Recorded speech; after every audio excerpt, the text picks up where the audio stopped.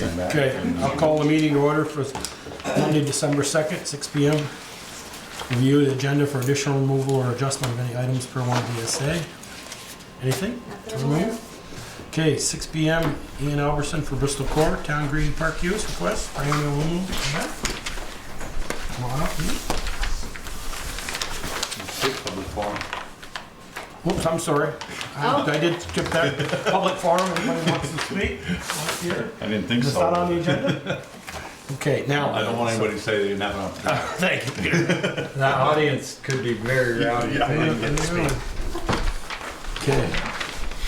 Go ahead. Same as last year. Request to use the park for the fire eating juggling performance. It's a little bit later this year. We're going to do a 5:30 start. It's on a Saturday, same as last year. So we'll be using the park.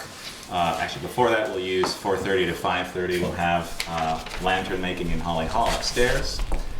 Kids and families and adults. After that, come across to the park. We'll have the Cirque De Fuego is the group that they've come in the last 4 years.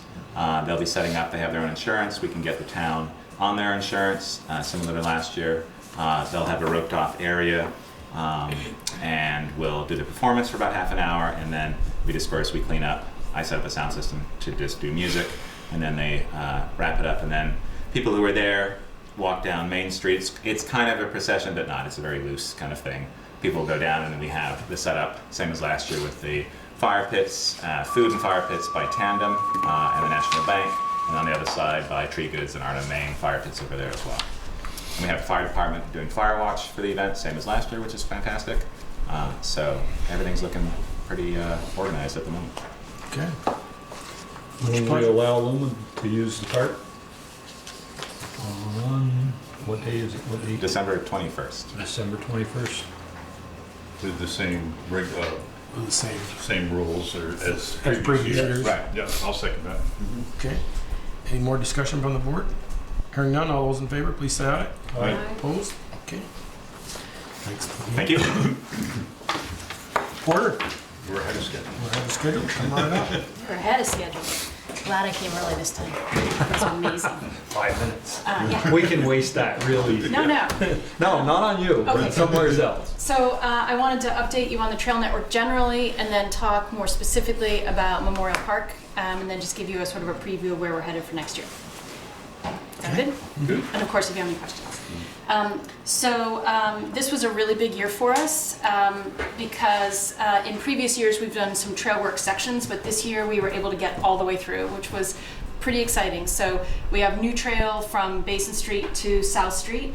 Then there's the Coffin Factory. This year BYCC finished the River Bend section going from Coffin around the bend and up to the fire station. Then we have new trail that goes around the future business park behind the fire station. Then we have the existing high school trail, which we improved that first year, so that's almost a full mile. And then we have the section that goes through the dump, which we rerouted, which was previously just outside, but now it's through the dump. So now you can go all the way from Pine Street to Basin Street on the trail, just with a little sidewalk section crossing by, the firehouse. And it's almost 3 miles. So that's just a huge, huge win for us. We did 11 guided walks, just putting something on Front Porch Forum saying who wants to walk, who wants to walk. I've printed up little business cards that when I see people walking in town, sometimes I whip them out and be like, hey, you ever walk in the woods? Here's some information. Scary. Soliciting on the sidewalks. Stalker. I know. I know. I see certain people walking in town. Just wondering if you guys. That's true. Okay, good. I'm glad. I haven't done Basin Street one. All right. No. That's because I walk the trails. The only one I always have a hard time finding is the one in the dump. I come out behind the So, Mount Abe and it's like, I think it's this way. And I get to a Yes. point, it's like, okay, that's not it because there's no trail there. Yeah. So the one of the collaborations that we had this year, and we had a whole bunch, which was great, was with a group of children between the ages of 6 and 11. And they wanted to do trail work. They're with the Green Mountain Club, Young Adventures Club. And I was like, okay, very small children, like, what are we gonna do? Let's stack rocks. So they built 3 stone cairns, and they're all in the dump section because there's 3 turns there that people miss. So the first is when you're coming along the high school section, there's a turn into the dump, and so there's a stone cairn there now, which I think will help a lot. And so probably what happens is you probably walk all the way up back to the baseball fields, but the turn It's to the below, dump is at the yeah. bottom of the hill. Okay, so it's there. Yeah. Mhm. So there's that trail, and then you're in the dump for a little ways, and then you go into the woods a little bit. So there's a stone cairn there, and then when you come down to the train, the old train bed, there's a stone cairn there, which you don't need if you're going this way towards Pine Street, but you definitely need if you're going this way, so you get your head up and be like, wait, don't keep going straight because that's Mr. Kilburn's property. So turn there. So that was a cool thing. We got over $7,000 worth of grants this year. So we got $3,500 from the Building Communities Grant. That's a state of Vermont grant. We got $1,500 from Outdoor Gear Exchange. We just got announced this weekend, we got $1,000 from a program called Share Yourself, which is collaborating with Front Porch Forum. And we got a little over $1,400 from Rise Vermont, specifically for signage. So we got a bunch of these signs, which we're excited about. We didn't get them up before it got really cold and the trees are kind of frozen, and I don't know if that's really a good thing to be drilling into them now, but these will be up at the beginning and end of every trail segment, and where there might be any ambiguity, like there's a turn. Right. The grant is also going to cover signage that will be for bigger signs that have a map with a sort of "you are here," placing you in context. Those will also be at the beginning and end of each segment, and they'll list available uses on each trail segment. Also a notice that says respect the land and landowner, pick up after your pet, don't get off the trail. But we didn't put those, or didn't get those yet, because one of the collaborations we have is with a UVM class who's doing some mapping for us. So I've been able to do some sort of crude mapping, but I don't have the skill set or the time to figure it out to make it really user-friendly. So my maps have a bunch of stuff we don't want, and not all the things we do. So their maps are going to be sort of clean. They'll have clearly designated parking, which is nearby, and then it'll highlight the segment you're about to go into. So it's not just "you are here," but it'll have a little bit about, show you the segment, and then a couple sentences about what you can expect on that segment. So you can know, like, Coffin Factory, very easy walk for most people, you know, sneakers, no problem. Riverbend section, a little more hairy, you're definitely gonna want boots, you know, it's steep, there's places that are still slippery, so things like that. That's money, signage, trail, couple other collaborations. We had trail work done by Middlebury College students. We had another UVM group is working on not just the mapping, but also creating some type of interactive app for us. So they've interviewed some folks in town, and they're going to have history on the trail and nature on the trail segments. So our website will have ways where, if before you go out on the trail, you can research a little bit of history and nature things, and then when you're on the trail, because the whole trail actually has if you have service, then you know you can get service on the trail, then you can actually look at it while you're on the trail. And so the Historical Society's already put up a couple of sort of rudimentary history on the trail markers, but we're going to have more of those, and we hope to grow that over time. So there'll be nature on the trail and history on the trail, interpretive experiences while you're out. Let's see. If and when the town becomes a certified local government, there could be grant funding to assist with some of those historical projects. Great. We would really love to do more gorgeous signs like the one at the Coffin Factory. So what I talked about with Reg Dearborn at the Historical Society was, let's identify the things that we would like to commemorate for history on the trail, so like we'll have all the information ready to go, and then when we have money sources, then we can apply to put up more permanent signs. Because right now it's basically a post with a laminated thing, which, it's cool still. People stop and they're like, oh, that's interesting. I never knew that. Yeah. So that's cool. So before you said that you've got a trail to Basin Street, and I thought at one point you said there is a trail that goes to Lord's Fair Rock. That you just don't have permission to use that yet. Is that Right. correct? So there's Okay. 5 private landowners between the bottom of Basin Street and the Prayer Rock. Okay. I've spoken with 4 of them. I'll say really 3.5. And I have 2.5. Yeah, that sounds great. And 1 who said no. Really, I bought here because it has river access. I prefer my privacy. I know there's a trail there that's been there for 40 years. I see people there sometimes. I'd rather they weren't there. No. So I said, thank you for being direct. I'm hoping to meet with the last landowner who I haven't actually been able to connect with yet.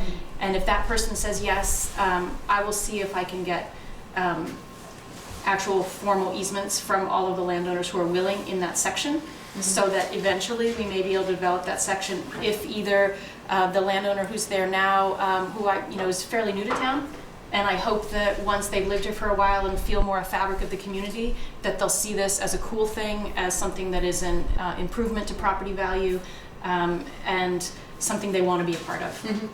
So, but for now, our terminus will be Basin Street. Okay. I am working this winter to make contact with landowners going north of the train track, the old train bed. So that's where we hope to build next year. And so hopefully we'll have some conversations with the landowners north from there to essentially to VBT. So that's sort of where we're hoping to eventually get to and cross. And then in 2021, we hope to move ourselves back east, because 2021 is the Bristol Rec Club's 100th anniversary. So we'd be really excited to have kind of a loop by then. So that's kind of where we're headed with that one. So plans for next year. And other plans for next year, I have a meeting next week with the Forest Service to talk about developing trail or possibilities for developing trail at Beaver Meadow off the Notch Road. So that's something that's been in the works for a while, and people from the Master Naturalist program are interested in that as well, because the wetland there is really, really valuable natural resources, and it would be great to educate people about that. So that brings us to Memorial Park. So I want to talk a little bit about what's going on there and what we see as possibilities going forward. But other general trail questions? Any storm damage from the? Yeah, so I think you guys have probably already heard from one of our landowners on the River Bend section, the La Roses, and they had quite a slide there, which was sort of one of those like, because we had just gotten through there, and it's really, really a cool trail, and we have grant money in hand, and we have VYCC already booked next year to finish doing some stair work there, or continue stair work. I don't even know if they'll finish, because there's a lot of places there where we want to put in stonework to have the trail be more sustainable. So I was really frustrated, but I did evaluate that slide with the operations director from VYCC, and also even more helpful to me was an evaluation I did there with John Derrick from the trail around Middlebury. So he's the man who, for the Middlebury Area Land Trust, basically has designed, built, redesigned, and rebuilt that trail for 30 years. And he looked at it and he went, which is the first thing I did when I looked at it. But then he immediately said, oh yeah, he's like, this can be resolved. He's like, we can work below, we can work above. He's like, absolutely, you can get your trail through here again. So I'm gonna meet with the La Roses over the winter and just see where their plans are and what they hope to do, and if there's anything I can do to help them in terms of grant writing to get the right type of fill. I'm happy to do that for them, because it would really be beneficial to the trail. But regardless of what they're ending up choosing to do or able to do, we can get through there. So that'll be probably top of our list next year. But John Derrick said he would help us, which I'm so grateful for, because he has the expertise I don't have. And so I have plenty of labor, and so that's our plan. Well, NRCS, I don't know if they've been around yet, but we contacted them. So they'll be around to look at that slide to see if there's any money available through them. Great. If they want to look at it from below, I'm happy to walk it with them. What we did was, right after it happened, I was out of town, so I had a volunteer do this. So there at the beginning of the river bend by the fire station, and at the beginning of the river bend sort of by Coffin Factory, there's a sign that says, hey hikers, heads up, you can't go all the way through to the other thing right now. You're welcome to hike as far as you want, but then you have to turn around and go back. And then right at the slide, there's a big sign that goes, stop, seriously stop. Don't go through here. You need to turn around now. Don't go through. Like, there's like a stop sign. It says stop. So, and it's actually, especially coming from the fire station, it's so close to the Coffin Factory, that parcel, so you can still walk and enjoy, a huge amount of really beautiful trail going there. and go back. So if you don't mind going in and back, it's still a great hike. Probably slippery now with the snow, but in other news though, not an inch of that bank elsewhere slid even a tiny bit. So that was, I mean, that was our greater concern, was like, is this just, you know, going to be an issue? But I think, you know, it was just an unfortunate. Is that the section where the cars are? No, it's not. Those cars, they're doing their job. That's what I was worried about. Yes, Oh God, ma'am. let's hope that doesn't go down. No, they're holding pretty well. Must be the trees growing through. Well, it's amazing Yeah, what a yeah. car and a little bit of root will do to stop something from Yeah, that's sliding. right, yeah. So, other questions? All right, so Memorial Park. One of the collaborations we have is a group of UVM senior engineering students are doing their senior capstone project in Bristol. And so I gave them like a wish list of engineering projects for the trail. Memorial Park is one of the top ones. So, and they liked that. So that's one of the places where they're putting their energy. The other two places they're putting energy is to do engineering traffic study evaluation for Crosswalk here at South Street between, you know, Coffin and Basin Trail. So I wanted them to identify where would be safe to put a crosswalk there, and could we put a crosswalk there and have a button, or have a button there that would make a light flash, you know, up, so people coming down the hill have time to be like, whoa, there might be somebody actually in the road, you know, and figure out if that's appropriate. And then also, I want people to cross from the high school. I want them to cross by the football shed to the Legion. I don't want them to cross right at... By the fire hydrant there. Right, because it's very dangerous if they cross right at the top of Stony Hill. So I want to, they're citing, you know, doing all the research there, so I can go to the school and present that as a project to have a crosswalk there. That's our road. Oh, you guys own the road? We Okay, own then the road to the gate. To the gate. To gate, not at Oh, gate. that's perfect. Great. Well, then I'll be coming back to talk to you. Well, I just figured it might But will save it- you a step. Yeah, well, you know what, I want to talk to them anyway, because Yeah. I want to engage them as a stakeholder, and the Legion as well. But that makes it even easier. So that's one thing that they're doing. And then the other thing is Memorial Park. And what I said to them was, I said, hey, Joel Bouvier's got a lead on this bridge in Middlebury. I hope that's still a thing. They went down and they assessed and measured that bridge in, you know, 10 ways till Sunday. And I said to them at Memorial Park, I said, think outside the box. I said, get us from the parking lot to the other side of the creek so we can view the falls, and I want the whole thing ADA accessible. So they're looking, because that bridge is much longer than the one that we have. Not a lot. So That's 40 feet down there. anyway, I've measured it. so that's The one up that's here, I their know, it's brainstorm. 32. They're thinking of looking at something that's closer above the falls, getting us, and then side cutting below the driveway so that we would view a little bit higher up, a little bit closer to the driveway. But the reason I want to do that is it's a great bridge and it's ADA. And if, you know, we don't have a lot of sites in town where you can recreate with For ADA ADA. accessibility. It's a gorgeous site that's underutilized and underpublicized.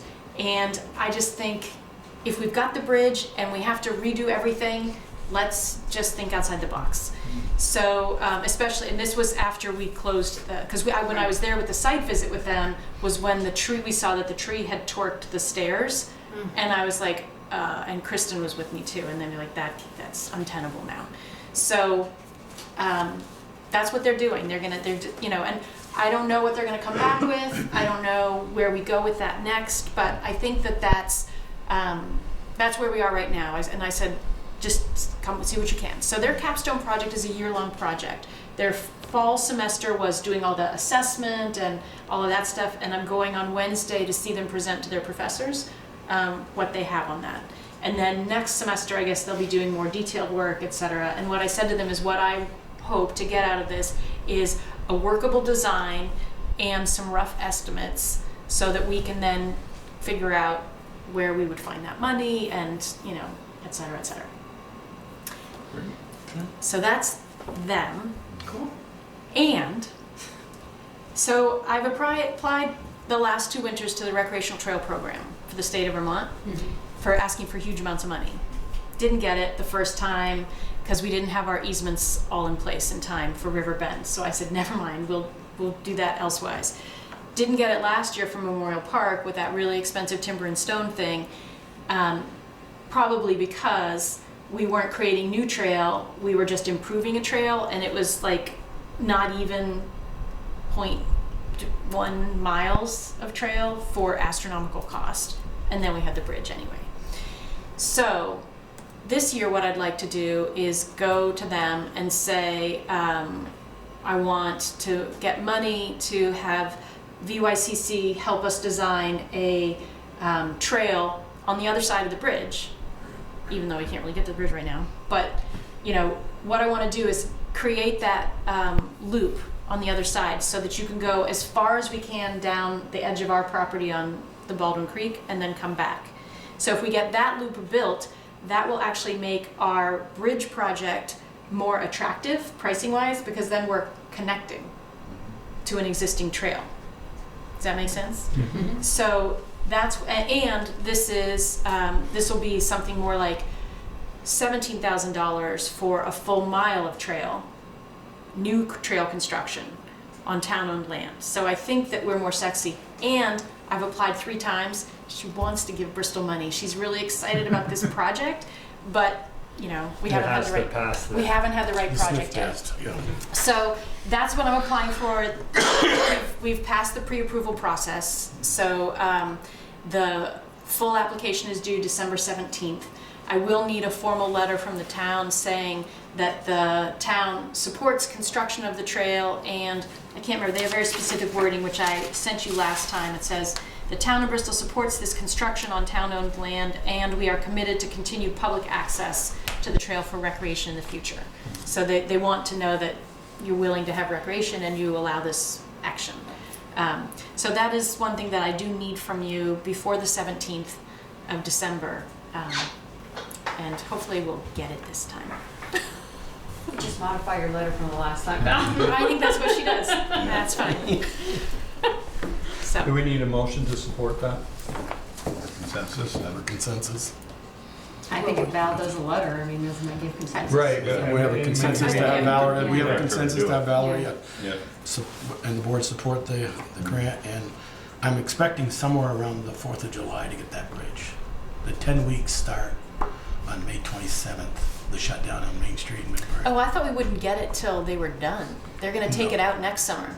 They're going to be done next summer, All right. hopefully. Whoever's picking it up can probably store it. Yeah.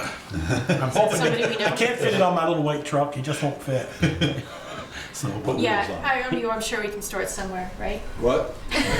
Where all his other junk is stored. I only got Yeah. 3 pieces up there I left. mean, Oh, you got way more than that. I have no idea what it would cost to install a bridge like that, or where that money Well, would that's come right, from. the Easter When I first talked to you about the problems at Memorial Park, I know you guys said, well, we don't have any money for that, but we can talk about it in next year's budget. So if you're thinking about, you know, park maintenance or improvement, you can throw some money into that pot. Otherwise, we wouldn't be able to do anything, you know, for at least a year from that. It'd be great to, you know, put it in as soon as we get it. I have no idea how a person puts in a bridge though. That's what your engineering Yes. students should be telling you. Yeah. that's what I'm hoping they will. yes. We got people here who can figure that one No, out. it starts, the 10-week shutdown on Main Street starts the 27th of May, 2 days after Memorial Day. And it's 10 weeks, and they're gonna put the tunnel in, put the road back to level in the You bridge. know we it'll be got. more than 10 weeks, but it'll be done next summer. Either way, we'll have a It'll bridge. be done by next summer. Sweet. So, And you don't have to worry about it. We'll find a place to. Yeah, store it. exactly. I think I could get a crane operator probably for pretty cheap, set that long stick. Well, you know, I mean, the UVM students will be done in April because they, you know, have to be done before their exams start. So maybe we'll have more information. And I'll ask them when I see them Wednesday, like if, you know, like I'll say like feed us information as soon as you have it. But I mean, some of you might have a better ballpark estimate of what it would cost to put a bridge somewhere because I really haven't. The beginnings. I think the main thing is going to be the engineering of the abutments to set the bridge on. That's the issue. Mhm. All right, well, we'll keep in touch. Good. Porter, I will email you the two guys from Kubricki and Tim from V-Trans. So you can Are sign you, up. it's actually okay with me if you just stay in charge of the bridge stuff. Okay. As long as I can trust I'd you like to a get the formal bridge letter here. sometime thanking you. Yes, I will do that part, Yeah. but like, I don't want anybody being like, okay, Ms. Knight, here comes like. Come pick your bridge Come up. get your bridge. Exactly. I think I got a 40-foot trailer coming. I'm not sure, but I think so. Great, Okay, thank you. Thank you, Porter. Great job. Good job. Okay, regular business, general fund, capital budget, workshop, public works. Eric, come right up. Every year. Yeah, and in collaborations, Eric got us mulch, which the 7th graders spread on the table. Great. Thanks. Good night. See you. Here, can you have a copy of that? I really like the lines, and so that we don't have to take a piece of paper and try to. Yeah. Yeah.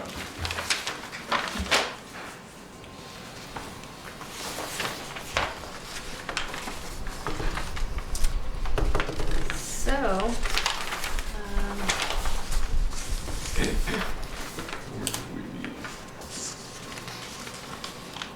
as I noted in my report, the overall budget net supported by taxes under this proposal is up by 2.4%. And this budget reflects one of the South Street loan having been paid off, so that reduces expenses. So that's not in this year's. Correct. So It that's wasn't some the last, so it savings. was last year's. Yeah. So the health insurance is an educated guess? Or do we have? No, the health insurance is pretty firm, That is? right, I unless thought from people your change email. plans. Yeah. No, I thought you hadn't gotten what the increase may be. No, the health insurance we have, it's the passive, the Oh, okay. property Mhm. insurance, workers' comp, Mhm. that stuff. The LCT stuff.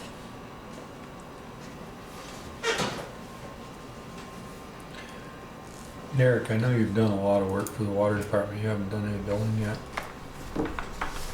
No, not yet. I gotta go back through my book and I did a couple bills for them, but I think them are before July, so I gotta go back through and do Because them. you've done a fair amount, and Yeah.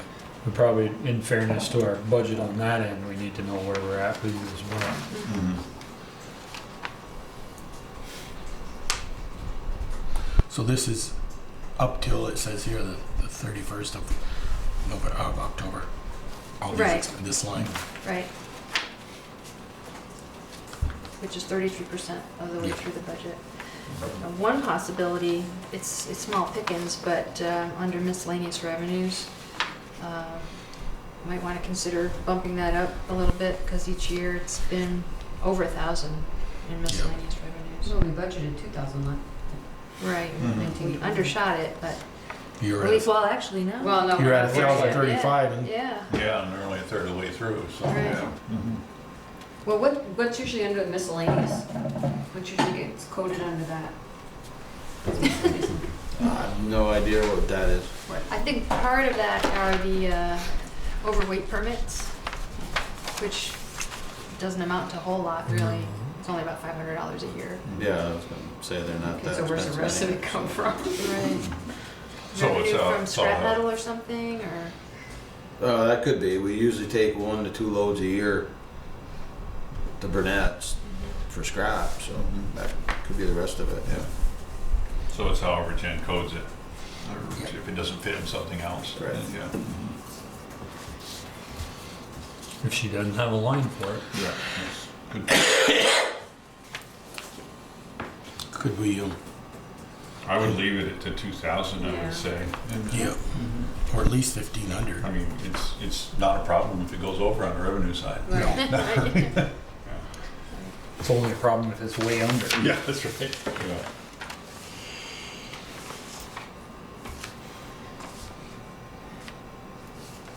So when does the state pay? Or they just do it quarterly, or? I think quarterly.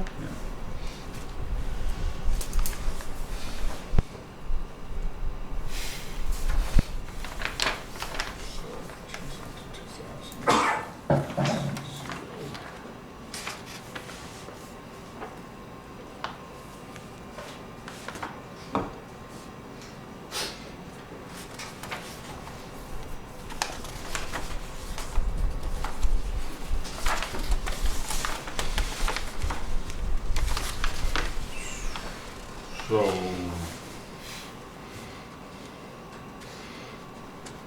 Eric, the last, well, I don't actually know what 17, 18 the price of fuel was. I haven't changed that. I was wondering if we could knock a couple of thousand off that. I see it's been 36.6 in 17, 18, and then 38.2 in 18, 19. We're up to 8,000 right now, almost 8. Not to slash it too much, but maybe take a couple of thousand out of that, but you never know what the price yeah, of well, you don't know. We're estimating The for way the next winter year. started, they've been out quite a lot. Yeah, That's back when the price for fuel was so high, Pete increased it in 2017, it says. Yeah. And I've just left it the same because it kind of offsets if I go over another lines, yep. so.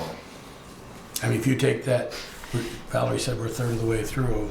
If you took that 8 times 3 more times, it's 32 or 30. I was thinking maybe cut it to 43,000.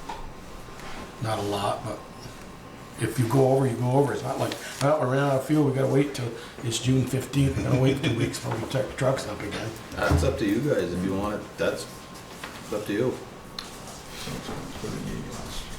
Peter, you're in that more than I am. What do you think? I don't think I'd take the chance. I mean, it's like the salt budget and the, you Right. know, if we end up with a little Mild extra, winter. if we end up with a winter where we need more salt and we haven't spent all our fuel money, it's kind of Yep. nice to. Yeah. Yeah, like. What's the deal with the east garage here? We went from 1,600 for actual for 17, 18, and we're at 2,100 already this year Where are you, Peter? for fuel. Yeah. Bottom of the page, bottom of the okay. first Oh. page. I mean, that's a tank. I guess that's only a tank of fuel, so maybe the tank didn't get filled until after July 1st. That's propane on the. No, that's heating oil, It's heating oil. and that's where we We're have at the zero waste. this year, No, aren't we? no, we haven't. We haven't Zero. paid anything Oh, yet. last year's. Yeah. Last year's actual. 28. Last year's Yeah, last actual year was was 2,100. 2190. We budgeted Okay. 4,000 for fuel. Over the used oil, it offsets it quite Well, a I bit. guess that was my question. Can we hit that one? Do you run out of oil? We've run close before where we had to shut it down, and we'll try to run the main furnace rather than the used oil one when it's warmer, and use the used oil when it's cold. I may be able to get you some extra oil. We got one 275-gallon tote right now full. The bin in the barn is 3/4 full now. If it's cold, it'll burn through that within a couple weeks, about 3 weeks. It'll go through that used oil tank. Yeah, we haven't even hit January yet. No, Barely December. we fill it up probably 3 to 4 times during the winter. Do you think it offsets it enough to cut anything there?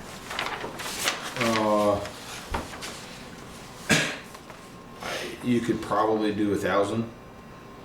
I mean, cut it by 1,000? Yeah. So make it three grand? Make it $3,000. I mean, it's not a lot, but if you look in the Every little past, bit it was helps. 1,600, then 2,100, and we still kept budgeting 4. So if we went down to 3, you still should be safe.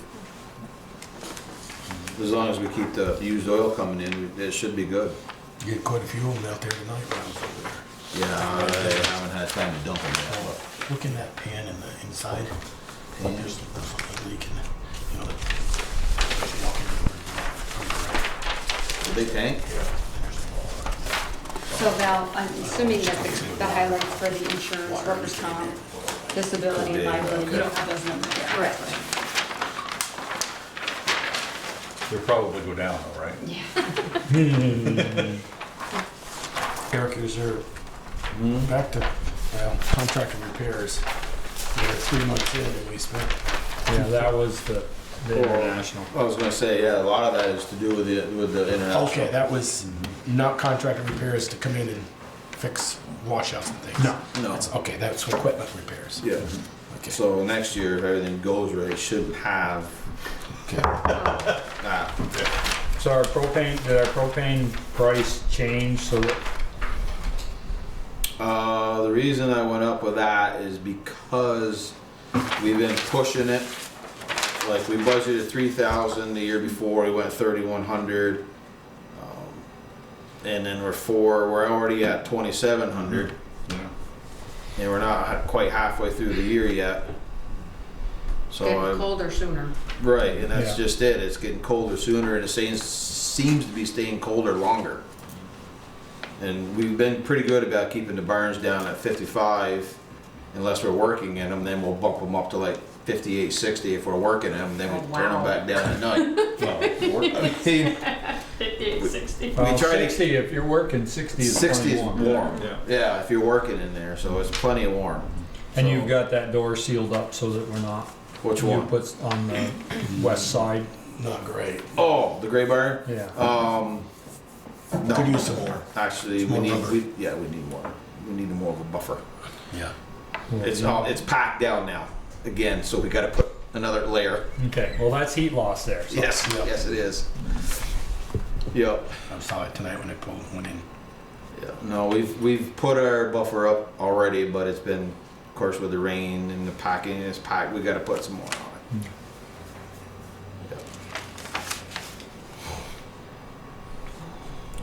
And then the other big ones are, I did up the sand another 8 grand to make it an even 40. For the simple reason we're getting a lot more ice storms than we have, and it takes more sand. Same with the salt. So I upped that another 5. And we're buying salt all in August at a contracted price, right? We're filling the garage just about. Yeah, and you keep top that it same off. price all through the year. Right. Just a matter if you got it. If You it's don't. available, If, yeah. if you've got it in your garage, you've got it. You've got it. If You don't have to wait if it gets a shortage. Right. It doesn't been- rot, it doesn't go bad. No, no, we've had that happen before where there's a shortage and been waiting to get it.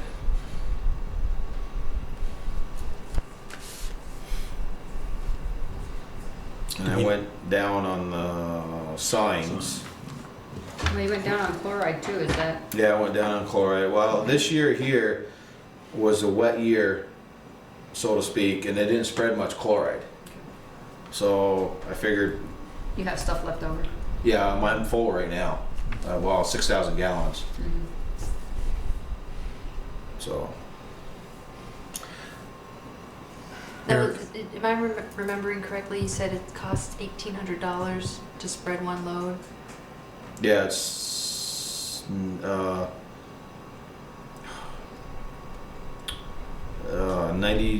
92 cents a gallon. And one load will 92 cents a gallon. will one load do all the roads, or does like one load just do my road? One load will do one road, and depending on the length Like of the the lower road, notch road, it'll do just. it'll that do road. the lower notch road, all of it, but it won't be a heavy dose. It'll settle it down then, but within 2-3 days, you'll have not big cloud of dust, but you can look back and see the dust coming off your wheels. Mhm. And like Cove Road, for instance, is a shorter road. You put one load down through, well, 3/4 of a load down through there, and that's usually good down through there. So it just depends on the length of the road, how much gets put on it. We could go back to do another load on the longer roads, but Try to put it up just before the rain hits and. try to scrape before it rains, or actually it's best to scrape when it's just a nice Mist, drizzle, yeah. mist. That's the best time to scrape. So we try to plan it to do that, but it doesn't usually always work out that way. Sometimes we go out and grape when it's misting, and then I get a downpour, so then it's soup. Eric, what was that? Just not a lot of money, $738 for repaving. We didn't budget anything, it was just Where are you? Materials and service, materials and services. this Just line down. curious more than anything.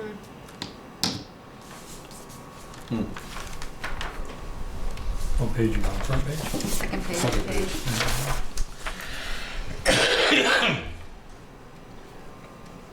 Just wonder where it was. Where Permits right there. Repaving under, just above Gold Patch, maybe. Between chloride and Oh, repaving. okay. Just put 130 down. Yeah, that's Probably might have had to pay a water thing or That's all service or that something. Yeah, that could be, because usually, I don't know. It looks like we haven't been coding anything there for a while. No, and that that's why could I have asked. been, Is well, it- that 738 could have been like a load of hot mix that I got to do a water service for the water department, or it could have been something that we did to patch a culvert or something, and I coded it to that line, and she just put it through. Because that line doesn't exist since we changed to paving, but there's gotta be, So what's the difference between paving and cold patch? Right. cold patch is just filling potholes. Yeah, Repaving is hot mix. That's why I thought that's probably just a small load. yeah, it's probably a 1 ton load, couple ton or something. $738, it's like 10 ton. So that would have been, That would have been a culvert. yeah, that would have been a culvert. 10 ton? Yeah, Yeah. it's about Small. $70, $75, $80 a ton. Small So it would've tandem been- A load. culvert takes 10 ton of, Well, 10 don't even much. no, Small 10 tandem ton. load. Well, 10 Just- ton is just for- 2.5 yards. yeah, I was gonna say, Okay. yeah, It's not much. Yeah, yeah, okay. it's You just think ton, 4,000. I think huge. 4,000 pounds to a yard. Hot mix. So somewhere you patched the culvert, and it just got coded wrong. I don't know, I probably don't know where coded else it. you would put it. Yeah, I probably coded it to that line and then put it in, and Jen didn't pick it up or something, and it just went through. She's usually pretty good about picking that up for me when I make a boo-boo. So, There's your contracted services there as well, the 15,000. Yeah. yeah. And I did up that 18. Just, that's for the simple reason of the catch basins and stuff now, and for maintenance and for Backing. culvert flushing. There's 2 culverts up by your place that need to get flushed. That we dug out there last week. I need to get them flushed.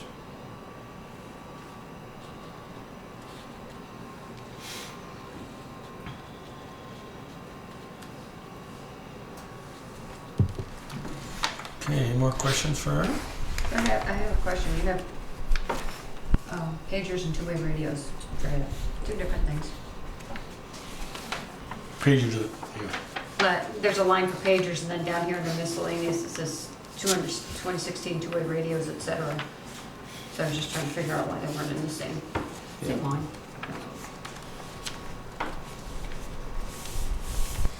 Now, so Eric, I look back, Peter asked about the revenue side in the water department. You haven't built them yet, but Peter, the 2,500 we get, that goes into the paving budget, right? Remember that we passed that a number of years Yes. ago? Yes, The water but he has a line that he bills for use of the equipment. Right. Yeah, for And the there's- excavator and the man and.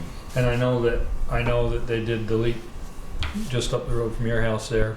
Yep. Yep. And I know there's a couple others, and I just, Right. you know, But no, the 2,500 they get every year goes into the paving. Yes. Goes into the paving line, the capital Yeah. paving budget. So we paid the South Street Bridge off this year, right? That was Yeah. the Yeah. good one. Yeah, so you can see it's, Right.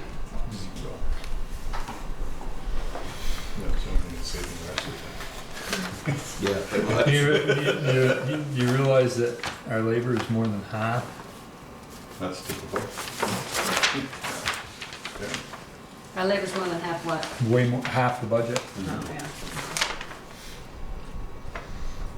Well, pretty much any project you do, you figure labor is 50%. Yeah. We take in, And it's worth the investment. This is Eric we're when talking. you get a lot, when you get a lot done, you didn't have any labor. That's That's true. right. That's very true. All the best equipment. Yeah. Just- Yeah. Have you taken delivery of that grader yet? Nope. I told What's the him, deal there? He actually called me, finally called me back. I called him, was it last week? No, texted him last week. And he didn't call, didn't text back. I'm assuming he was gone somewhere for the holiday weekend, week, whatever there. So he called me back today, and the grader is done. He said that we can let him know when we can swap. So I said, well, if everything goes right, I said, we'll have to start taking our stuff off, putting the front post on, and maybe Wednesday, if not Thursday, we can swap out. So I just gotta let him know what day works for us.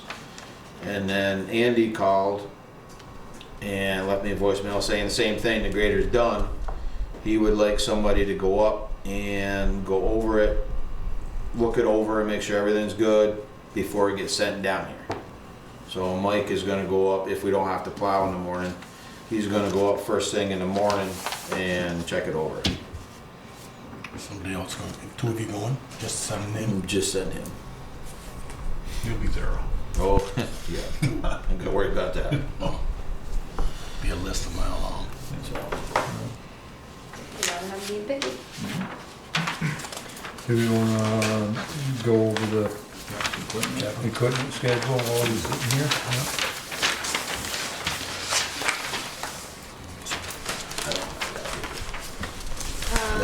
Here, there's an extra one right Here, here. Do you have mine? here, no, here's one.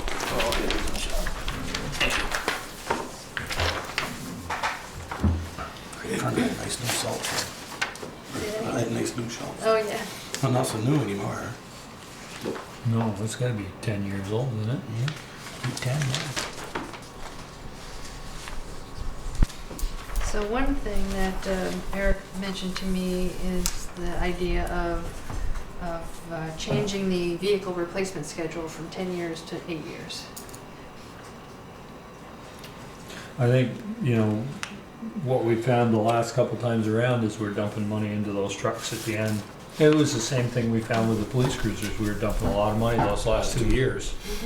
And, that for trucks, that $15,000-$20,000 is a pretty good sizable down payment. and then usually the last couple of years is, most of the time that's when your body goes to heck quick. This way here, I don't think we'd have to worry about the bodies rotting it out and surface rusting as much the last couple of years. Once it starts scaling, it just seems to go quick. And I think you'd get a better price for trade-in. Are we talking all the equipment or are we talking just the truck? The big trucks. The big Well, truck. there's The big there's truck? also, if you read the notes, the thought of going to 5 years on the grader and loader. And I think that is something that we need to wait to that 4.5 years or 5 years and get a price in order to know whether that's feasible or not. Yeah. I mean, Because I they asked, claim with the discount, with the municipal discount and the value of you get a municipal discount, but when you trade the piece of equipment back in, they don't take that discount off of the value of your equipment. So if you've got a 5-year-old grader that's worth, within $20,000 of what with the discount, you bought it. right, you're still $200,000 over 10 years. Or no, you're only $40,000 over 10 years if you can trade for 20. Yeah. As opposed to, The only thing with the grader is I don't know if it would work as well as it would for the loader, for the simple reason we'd have to buy a new wing every time, and that's $17,000-$18,000. unless we could If you swap swap it, then the only extra expense would be the removal of it. Because you still would have the cost of the installation Yeah. and the price of a new one. So if you took in your trade-in part, the only extra cost would be the removal of ours. The other stuff you'd have to put on would be on the new one anyways. And you'd save the price of a new wing. I guess And chances are good with that machine going back, it's probably not gonna go to a municipality, it's probably gonna go out, although it might. It might. I mean, right now, kind of late, and ours is traded in, so it's going, but,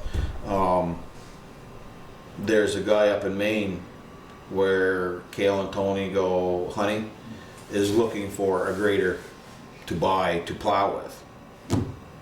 So Tony asked me when he got back from hunting, if ours was available, and I said, no. I Yeah, said, it's available, but not through us. Right, and I said, not through us. I said, you gotta get a hold of Tim to have him call Tim and then go from there, so. I guess I'd like to know from maybe the last 3 or 4 trucks, the big trucks we've sold, what has our expense been on the last years 9 and 10? On the one we traded Traded early, in a lot. the one we traded early, I think we put almost $32,000 in Was that one truck with the the back last frame? 2 years. No, that's the 09. The one that, The one the Mac took the place of. no. The Mac took the place of my 04, which was a good truck. There was nothing in that one. The HX took the place of the 09 International, and that's the one that we sunk into 30,000 within the last 2 years. 2 years, 18 months, something like that.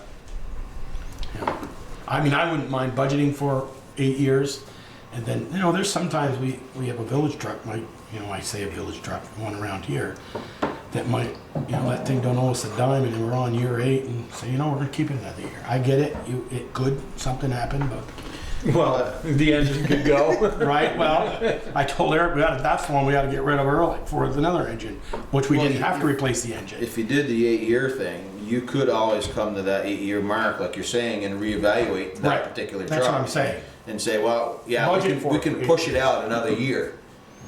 Give us a little bit more money and, you know, push it out another year, but I don't know, I just think, personal opinion, I think 8 would be a good place to start. So the 09's gone The 09's gone. and the yeah, grader's gone. and the grader's gone. So, Where are we at with the pickup? we still have it. No, but I mean, We haven't got enough money there, Peter. no. My question is, what's the pickup like? I mean, we're not gonna Oh. get a cent for it. No. It still runs good. The steering on it is starting to get loose. It is a little loose. You gotta kind of, you know, wander with it a little bit.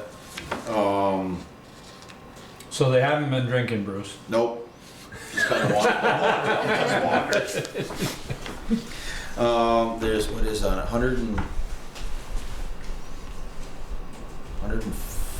140,000 on it, I think. On it right She don't now. go out of town very often. Middlebury's Is that the one you Middlebury's a drive long around trip. town? Is that What's the it? one you drive around town? The pickup with the flatbed on Flatbed back? on it? Yeah. We just put new tires on it this fall, I think, or yeah, this fall I think we put new tires on it. The cab is in great shape. Mike went through the whole cab, put new quarter panels, rocker panels, Fixed it. doors, fixed it up, repainted it. Looks nice. Cab does look nice. It needs a new seat. We replaced the seat in it with Here's another like used seat. 2 trucks ago. That's Bristol's old one. But it could use another seat in a seat. A bench seat? Peter, remember the old Ford? Oh yeah. They put new doors on it and fenders. Yeah, I new saw it seat. the other day. They're hard to find though. For a used one, anyways. I don't know if you can get a new one for it or not, but I mean, to get a used one that's in decent shape, they're hard to find.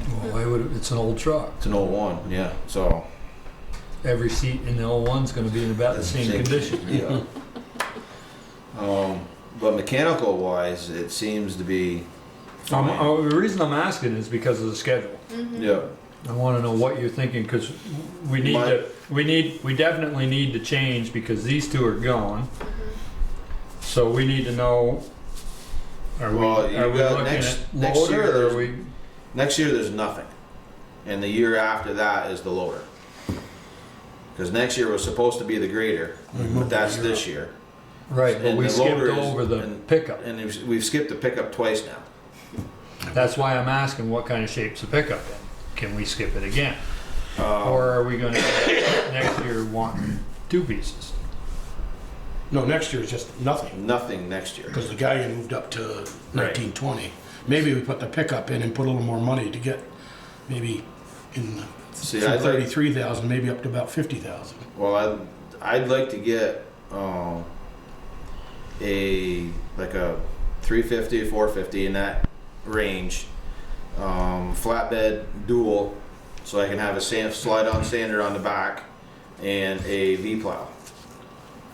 Because my thought was, after, for example, Mike gets done the sidewalks, he could jump on the pickup and he could go over and brush out the fire station. He'd have the salter on the back, he could salt it, and he could do like the library lane, he could do Mason Street, if you had to. if he had to, but I was thinking more of Gardner Lane, the road across from Benji's. It'd be easier for him to get in and out with that thing than it is for like the Freightliner to pull in and back around. You know, things like that is what I was thinking. I mean, I watched him this morning over there at the fire station when I was at the hub. He was It's half an hour to plow. 40 because Oh, it minutes is, it's a long time. to plow that. Yeah, because it's It's a one-way plow. You know, And if you had like the 1 ton with the sander on the back and the V-plow, that you could scoop. could scoop and it would take less time, and that truck, that like for me doing it, I could get back to Lincoln or Briggs quicker, or my route, whatever you want to call it, rather than doing a half an hour, 45 minutes at the fire station. oh, was that you over the fire station? Yeah. Oh, I see you talking. Oh, somebody was talking to Peter. Yeah, that was me. Yeah. So, So move the truck to 2021? Where the Pickup. grader, in place of the grader? yeah, the pickup, yeah, 350. Yeah. Will last that long? That's 2 so- years. It's this time next year. We'll Yeah. be specking one or looking at something used Right, but not replacing it until till after spring. March. Yeah. Yeah. Well, 15 the months. thing is if we put it there, we can do it. We will have the money. Right.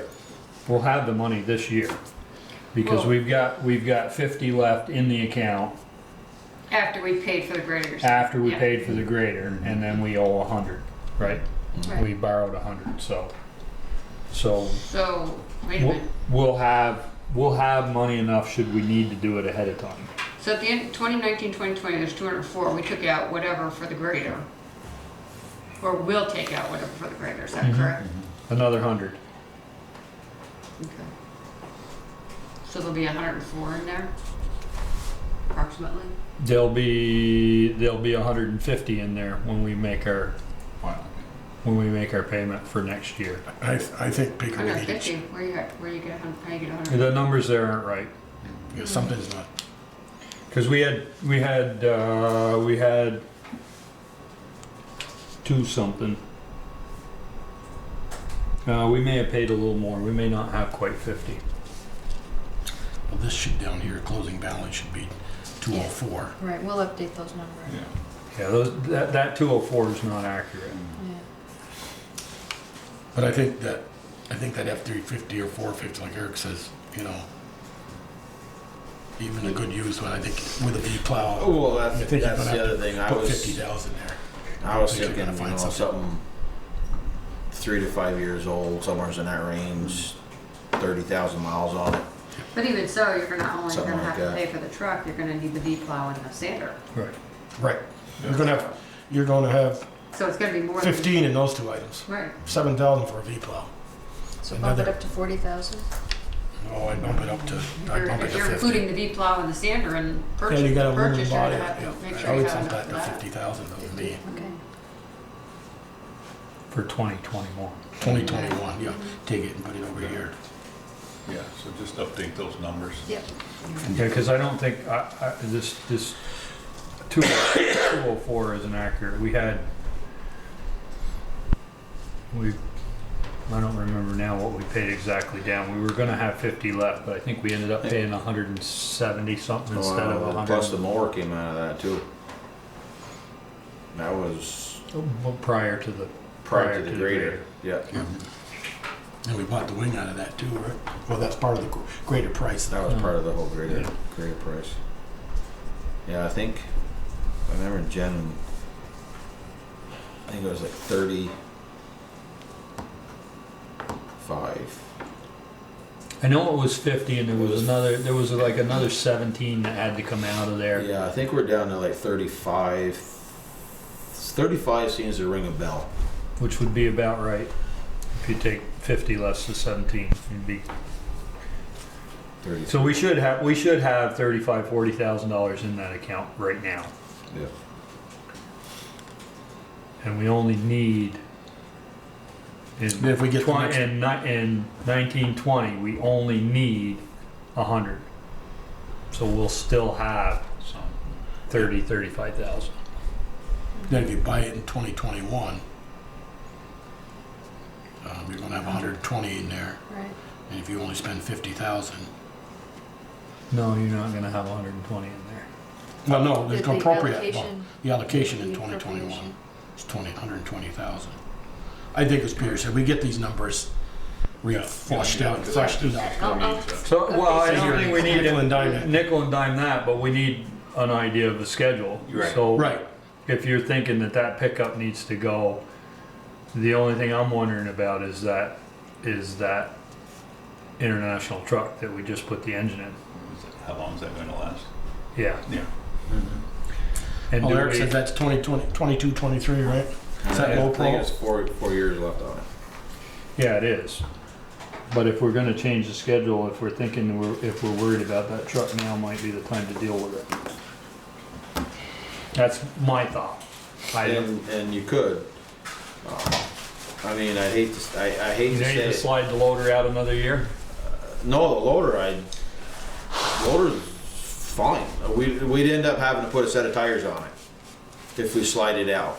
I'm hoping to get by until it needs to go without having to put a set of tires on it. It's a couple of $1,000 in it. $1,000 a piece.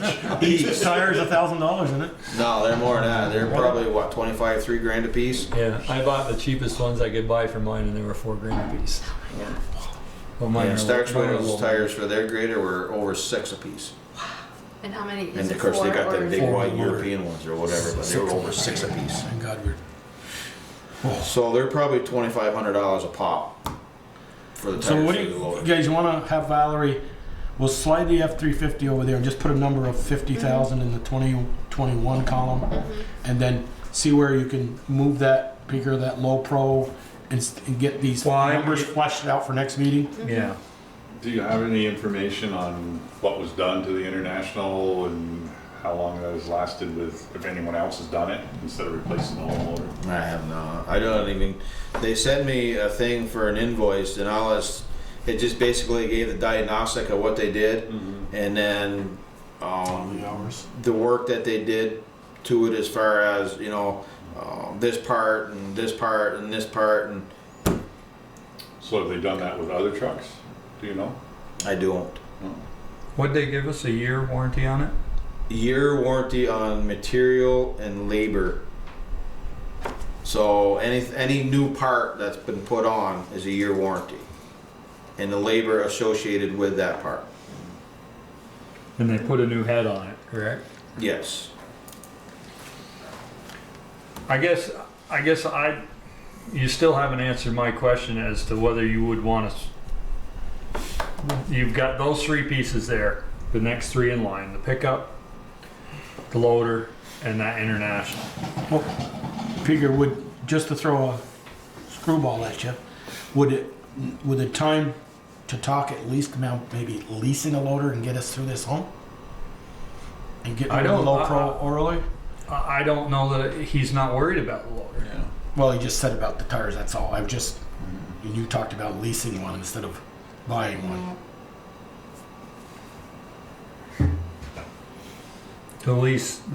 Yeah. I don't think we want to lease one for a year. I think we'd be more into. No, I didn't. We'd be more into it I than thought the 5 tires. years. 5 years. Lease one for 5 years. I don't know, you're in that business more. I'm not sure. I haven't really played around with the lease part of it. We leased the grader to get us over the hump, to get us until Right. we got our money. I'm not sure how that would Well, work out. I can If call we could it get that loader pushed out one year and then maybe do that what we did with the grader lease it for 1 year for basically $1, and then we pay at the end the full price. And that would get us in front of that low, behind that low pro, possibly. Yeah, well, I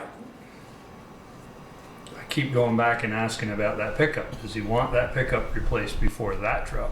I would rather do the low pro than the pickup. That's my question, because Okay. we'll have enough money in 2021 when we get our appropriation. We'll have enough money to get rid of that truck. Which one's the low pro truck? That's the one that we just did the motor job on it, the one that does the village.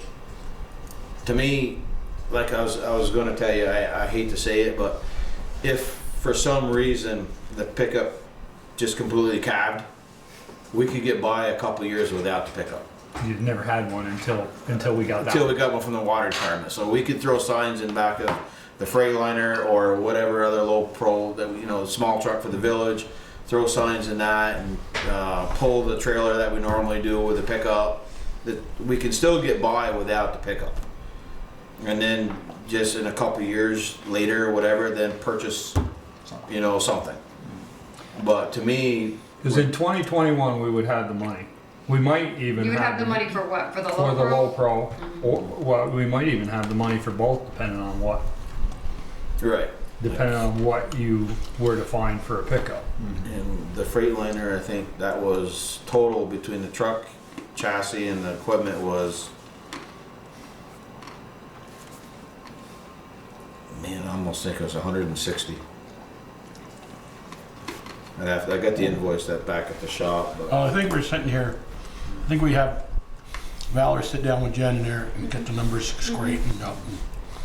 Well, if we get the numbers straight, we're gonna need something for the town report. And Right. If we get the numbers, then we can excuse we can juggle the equipment. Right. Right. I mean, the truck we just had repaired for $10,000. And it's a nice looking truck, so it'll sell or it'll trade fairly decent as long as it's running. Right. Well, but there's the reputation of those trucks. The reputation of the Yeah. motor Lincoln's got one cuts you that's down, in Just so- stay away from them.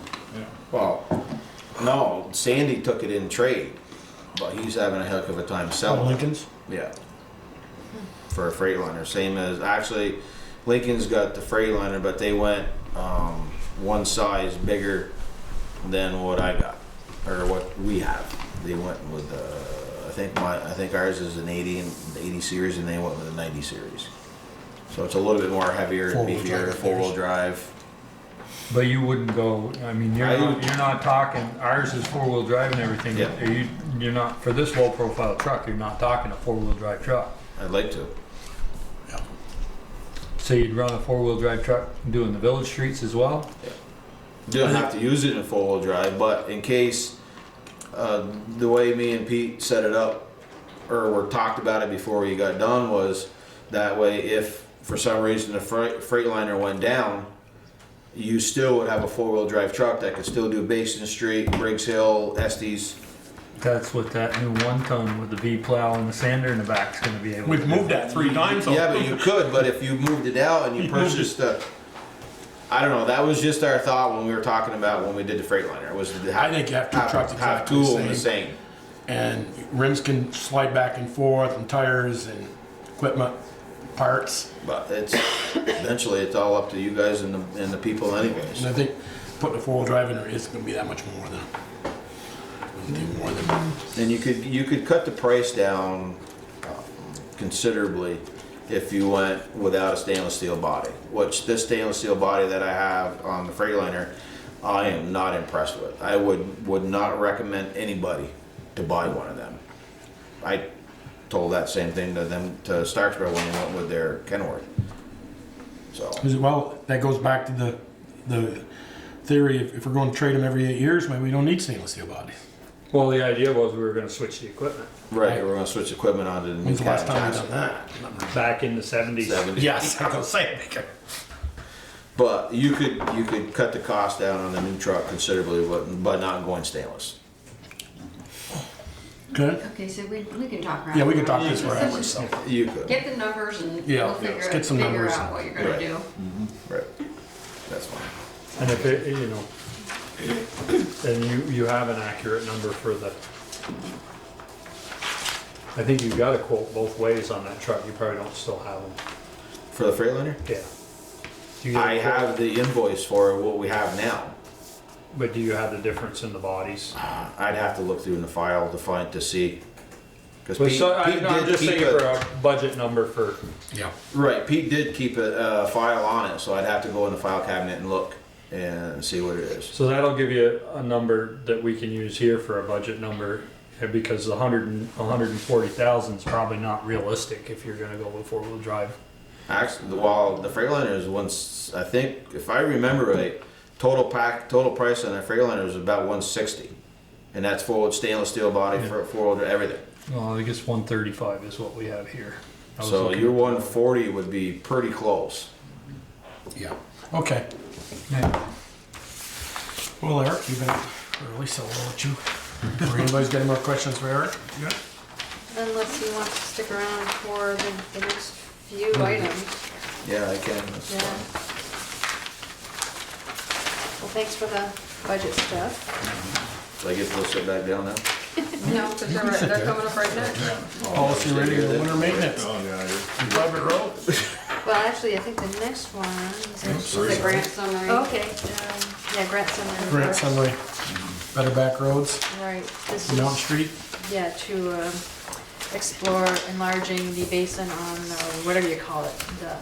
The inlet by the school. inlet. So I have a question. No matter how big we get, if we get a storm like we got that way, and no amount of size is gonna make a difference. I think we really need to do something on the mountain. I mean, it's really, our water when it hits the street, but Break it's, the mountain? I don't rid of all the know. debris. Retaining ponds up there? I don't know. Yeah, because a lot of the times what plugs that grate is the Debris. Sticks and the leaves and everything coming off the mountain. Right. Yeah. It plugs it. I mean, we go up there and clean it often, but you know, when you go up and you clean it and then you head out and you go check another road, by the time you get back, it's already plugged and rolling over. You'd have to basically leave somebody there Wonder if the we whole can- time. But If couldn't they you put a make- grate up higher? That's what I was just gonna say, if they make something that we could Like put that 6 maybe. feet or whatever Yeah. away from that so that it catches it there, but the problem with that is if it catches there, then all the water kind of goes around. And what do you, Still. then what do you have? Well, Where you put a V. part of the issue this time was the water coming off the mountain was not going into that sluice. It was going over it, on the mountain. Well, It was coming down right. fast. What happened is the volume of water was so much up there this time that it actually, instead of bringing down just leaves and twigs, it brought down Rock, freaking yeah, stones and yeah. gravel, and that. I mean, we had to do that with the excavator Yeah. to get it to go through. And even by the time we got it dug out, the volume of water was still so much there that the pipe couldn't take the volume of water. I mean, I think, didn't we read in Valerie's summary there, a report that was, first thing from the grate for about, what'd you say, 40 feet, 35, 40 feet? It's a 2-foot pipe and then goes to a 4-foot pipe. Yeah. If we at least enlarge that, number one, I think So it's all 4 foot. it's all 4 foot. Yeah, from the other side of that driveway is 4 feet, and there's a double catch basin there. Right. Right, and that's But the water doesn't get to that. Right. Until the grate plugs. so the in. grate plugs. Yeah, but But- it doesn't go around. No, it goes over and then across the street and Right. then down Yeah. Spring Street. Yeah. And it doesn't matter because it plugs the one right on the other side of the street as well. It does. Right. And I don't know what kind of grate system you put in there that, That would deter That the. would prevent that. right. No. Any grate's going to clog up, Yeah. with the debris that comes down. Although if And then- if the opening is larger and you have the grate and the same amount of material is coming down, maybe it won't cover the whole grate. It'll only just cover the bottom half of It would take longer for it to completely plug before it would roll over. But Yeah, then, but then you're talking a 4-foot hole standing on the top with a shovel and hopefully not to fall in and get sucked in there. You Oh, know, you shouldn't go through the bars. I've lost more shovels down through that shovel go down the river together. because you get them in and you get. Yeah, that was another thought I had. I mean, I know we talked about it last meeting. We decided against it, but if we upsized that and we started letting more leaves and stuff go down through there, and we put some sort of dry well system on the park, that's It's where gonna- all those leaves are They're going to gonna go. go, And I yeah. don't think. And the other thing Another too reason is not to What do if we it. worked with the landowners and tried to, I'm gonna say, line that you know, part way up the mountain, you know. I'm not saying up the mountain, but, you know, It's, if the leaves and stuff get in the ditch, they're gonna, leaves and sticks, they're gonna come down through a line ditch. It's Yeah. not, it's not really, it's just the It's stuff. nature. Yeah. Yeah, It's it's just the natural progression. There's just not the much way we it can do is. to control it. And the other thing too, my thought was if you put a bigger pipe in, it would handle more volume of water, but if you didn't have something in front of it and the leaves and the twigs and stuff got in there, Then it you would have a plug. tendency to get in there crossways in the pipes Right. and plug the And then it pipe would plug anyway. 80 feet down somewheres, and now there's no way to get to it. Right. No, I think you need the grade system there. You Oh, yeah. definitely need that there. Well, just for, especially that close to the Right. school. Yeah, It's just Oh. like, hey, I 4 foot, they doubled out can there. walk in there, you know?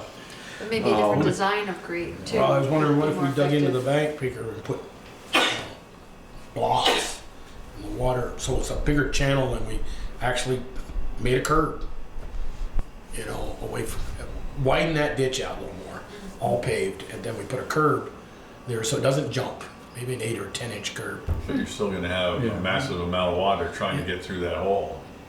And if, once it plugs, it's not gonna matter, it's all go, it's still gonna go downhill. Water gonna go downhill regardless. Path of least resistance. There's water running off there today Yeah, when we walk by. It's still running down through there. Not, I mean, it's not a huge amount by any means, Yeah. but it's, something needs to be done up there. I have no idea what, But it's not our property. but yeah, I mean, that's the big issue. It's nothing that we can control because it's coming off the mountain. yeah. But would enlarging the opening Yes, make it would help. Yeah, would that would help, yeah. And And, we'd be doing something. and I agree with Joel, in some fashion, to keep it on- In the road, in the- in that, In that ditch Gully. line, yeah. sluice. So, because when it's coming down with that much force, it's jumping right over that. It's landing. Did in the it knock middle. his wall down? Well, there was all the stones, I think it. He had hand laid, the owner had hand laid a wall up through there. Heath did? Yeah, and I went up and saw Through the that. brook, you mean? Where it On, comes down? on his- against, on his On property. his side. And I went up at the board's direction and saw, and met with him and told him that in the event there was an issue, that it's in the right of way, it may have to come out. It might have Because come he out by had, itself. well, that's why I'm asking if that wall is still Up there. through there. Well, he cleaned up all the debris in the road with his tractor. Oh, he's the one that. Yeah, I saw Okay, him. nice. Well, I don't know who it was, but I saw a private person. Yeah, I know we put it in piles with the loader to get people cars so they could go up through there. Yeah. And then we were gonna come back and clean it up, and when we got back there, they were gone. Yeah. He took him up and stacked him up. Put them back down. Put them back where they were. Yeah, that was great. Reclaim the rocks and Reclaim soil. it, yeah. that Do we belong want to to the at property. least- I got a question. Yeah. Are there any other areas where the water comes off that much off the mountain? The stretch of mountains? Or is It just comes that one? off pretty good right at where the gate is to walk up to the Yeah. ledges. That's the other spot. And that grate fills up Quick. very quickly. Yeah. It's not as big a hole there, but boy, when I come down through there after a rain, that is, I mean, then back 2 or 3 feet. And Yeah, that needs to be dug out actually right now. Yeah. But you know, down here by the Lord's Prayer Rock, you guys just put that great big culvert across. 2-foot culvert, yep. And, you know, doesn't run off there as much as it does up No. Mount Street School, Bristol Elementary. That is the worst. Actually, No. no, I take that, I'm sorry. That's an 18-inch culvert down at Lord's Prayer Rock, not a 2-foot culvert. The one you just put in? And Replace that's, the 12. we, It does run off of 15 there. actually. I've, It when was a I've run 15 through there, it's going on across the the road. like 12 and next the to the load road that was when we dumped get in a the lot of pit. rain. Is it? really, oh, that was, Came out of down there. I'm trying to think, because when I saw, there was a piece that was on the bank there when I went down there, was 15. That might have been the piece they added on and just slid it over, So do we, but I guess Valerie's question is, do we want to Yes. apply for the? I would Yeah. try to do something Do up something. there anyways. yeah, I think we have to do something. Got an That's- estimate today from Green Mountain Engineering for engineering of that area, and he's proposing a lump sum of $4,000. And can that go, Just to can be that for an come out, engineering can design that for come design. out of the grant as That's well? that's the plan. I asked that of the grant program administrators, because it is intended to be just for implementation, but he said, give it a try. Go put it in and apply for Well, it. there's a match part too, right? Right. So if we It can could put be- it all in there, then we can use that as our match part. If that's eligible, Yeah. yeah. Okay, so, you want a motion on that then? Yes, please. Okay. I entertain a motion for, apply for that Better Back Roads program? So moved. Second. There's a motion and a second. Any other questions? Hearing none, all those in favor, please say aye. Aye. Opposed? Okay. Thank you. Thank you, Eric. Wait, one more. One more.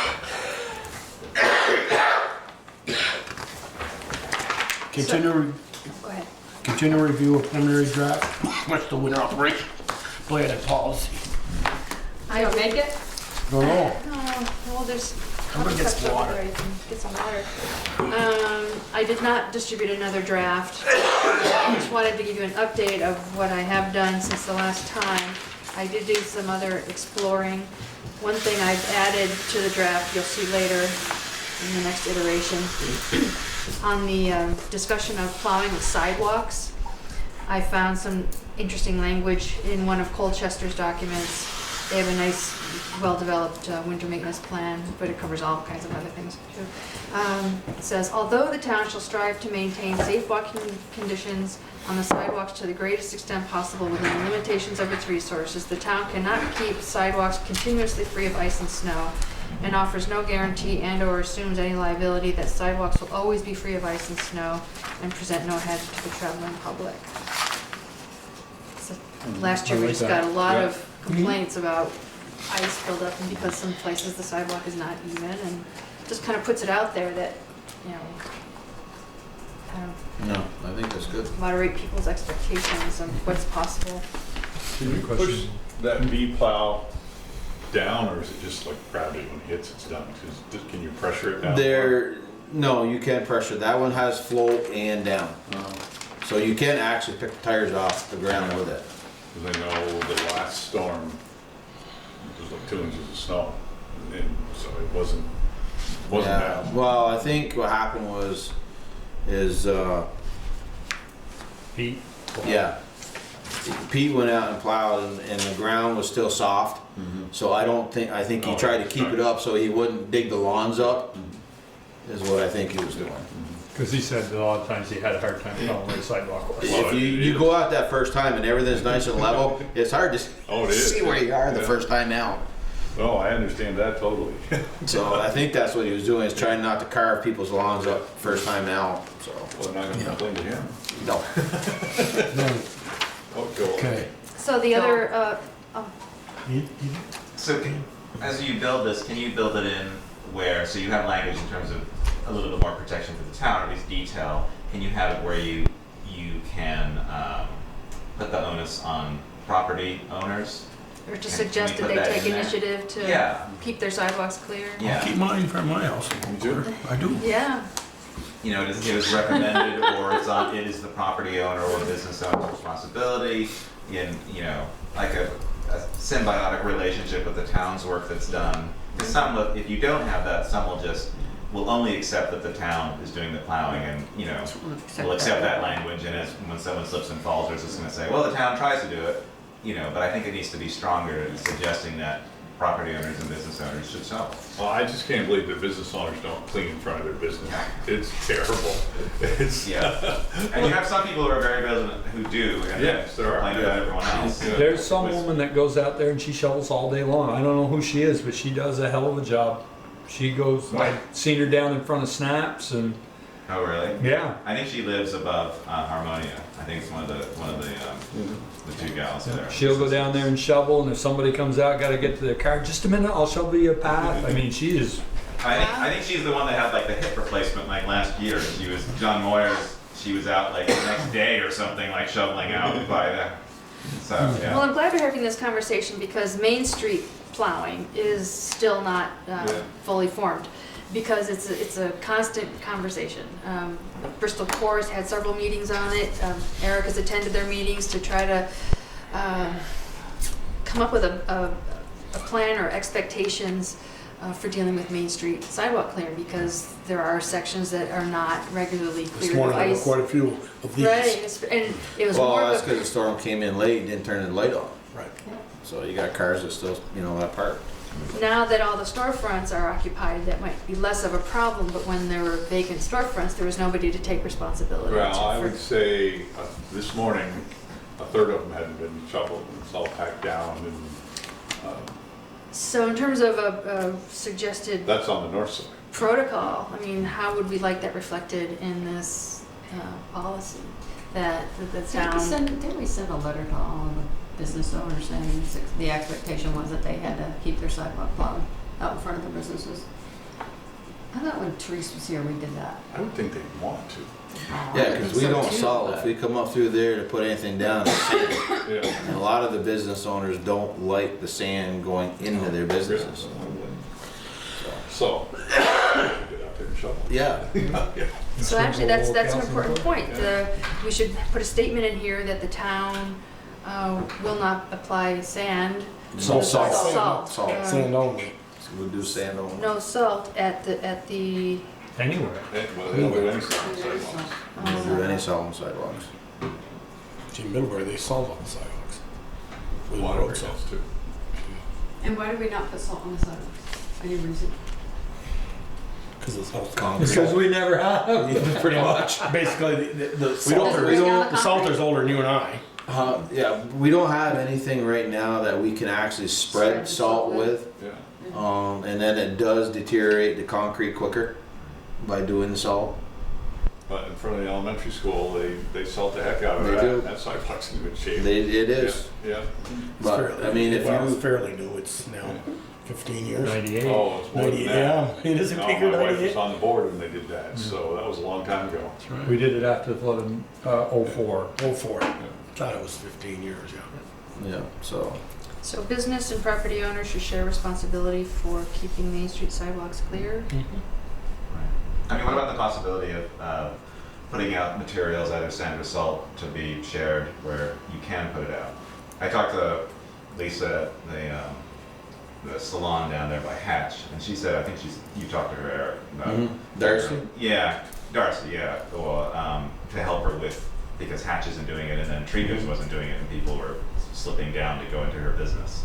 So, is there something we can organize in terms of a shared use of just sand in different areas? We talked about this a little while ago at the core meeting. Setting up a You mean like a barrel? Yeah. barrel on a shelf kind of I thing. mean, I know that I would use it if I walked down there and see that someone hadn't done it, at least put something down, so I'm not gonna break my neck as I walk around. My only concern would be the people that are coming and bringing it by the pailful back to their residence. Residents. Well, You don't see, but Helping, they right? put those barrels out down through Main Street, Middlebury, we don't see that, people going. No. Okay. They just got a little scoop in there and go down and shake it. Like Yeah, I put it on the bridge this morning Mhm. for them. I was up by the post office and I did for the post office all the way across the bridge. So, You think it works in Middlebury? I mean, It does. how it does? And the council Okay. probably a couple times a year has to go around Philo. And Right. they What do take we their do? 1-ton truck and their flatbed aluminum body and they throw it in there. Where do we put them that they don't interfere with the plow? Right. And where do we put them where people aren't gonna complain because they're ugly? Just saying, No, and you it's- know you're gonna get that complaint. Well, no matter what you do, somebody's gonna complain. well, we're all set. They're already complaining. I mean, if you put one like, I think if you put one on the islands, each side here. You mean out And up the- here and by the the pro- light? Yeah, The there's, little sections by the light? you know, That's they're a not long very way back, high. Gary, you're gonna have to put one up here and one down Yeah, but one, below or something like that, if you're gonna do that. but, and one, maybe down by the island, by the bank there somewhere and that, so they can do them, because the section that never gets done is from the light to covers. All it does is get plowed, Yeah. because No, Yeah. there's no business there, it's just cars, so nothing gets done there. Yeah, so. Well, I don't know, it's something you could look into. Look at the cost and what it would do. If you'd like some salt barrels, you holler. I don't want Don't want any. it. I don't want it. we did talk about this and some of the Yeah. logistics of locating Filling them and them. maintaining them and. Yeah, it's just. I One don't more know. thing to add to your list. You don't leave It's a not- round, you don't leave a small round point and shovel in them, because 2 years ago I left mine in my, Oh, yeah, down by the that- bank, yeah. somebody stole it off me. So I kept it, I bought another one, kept it inside, was I quiet. just don't think it's something that you wanna get into. My own personal opinion. Did Champlain ever call you back on the V-plow? Yeah, it was, Quite a lot of money. no, We did go look at it. between $5 and $6 grand. A V-plow for the, at down pressure, or scoops, kind of like a commercial good. So that way we could angle the snow from the businesses out towards the road rather than splitting it and going to the road and to the business. We could angle it, push it all, Should we add that to the capital plan? all out one way.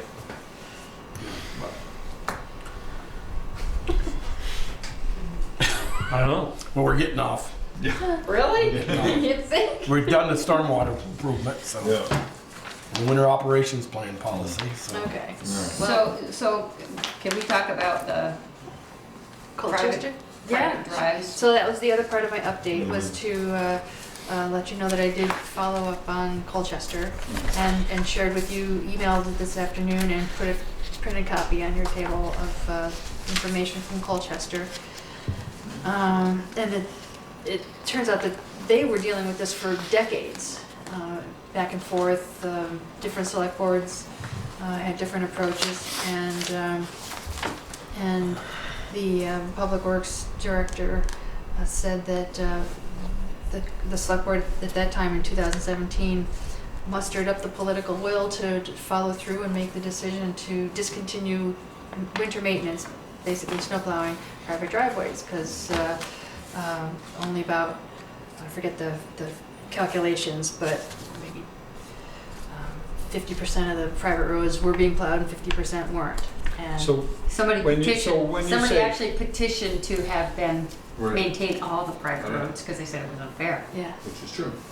But that's not, it's my understanding that, like, according to them, Gardner Lane is not a private road, that is town. It's not Gardner Lane, it's East Street. Because their address is East Street, 80 Yeah. and 82 East Street. yeah, and according to that letter. According to that letter that you sent, Yeah. yeah, they say it's East Street. Yeah.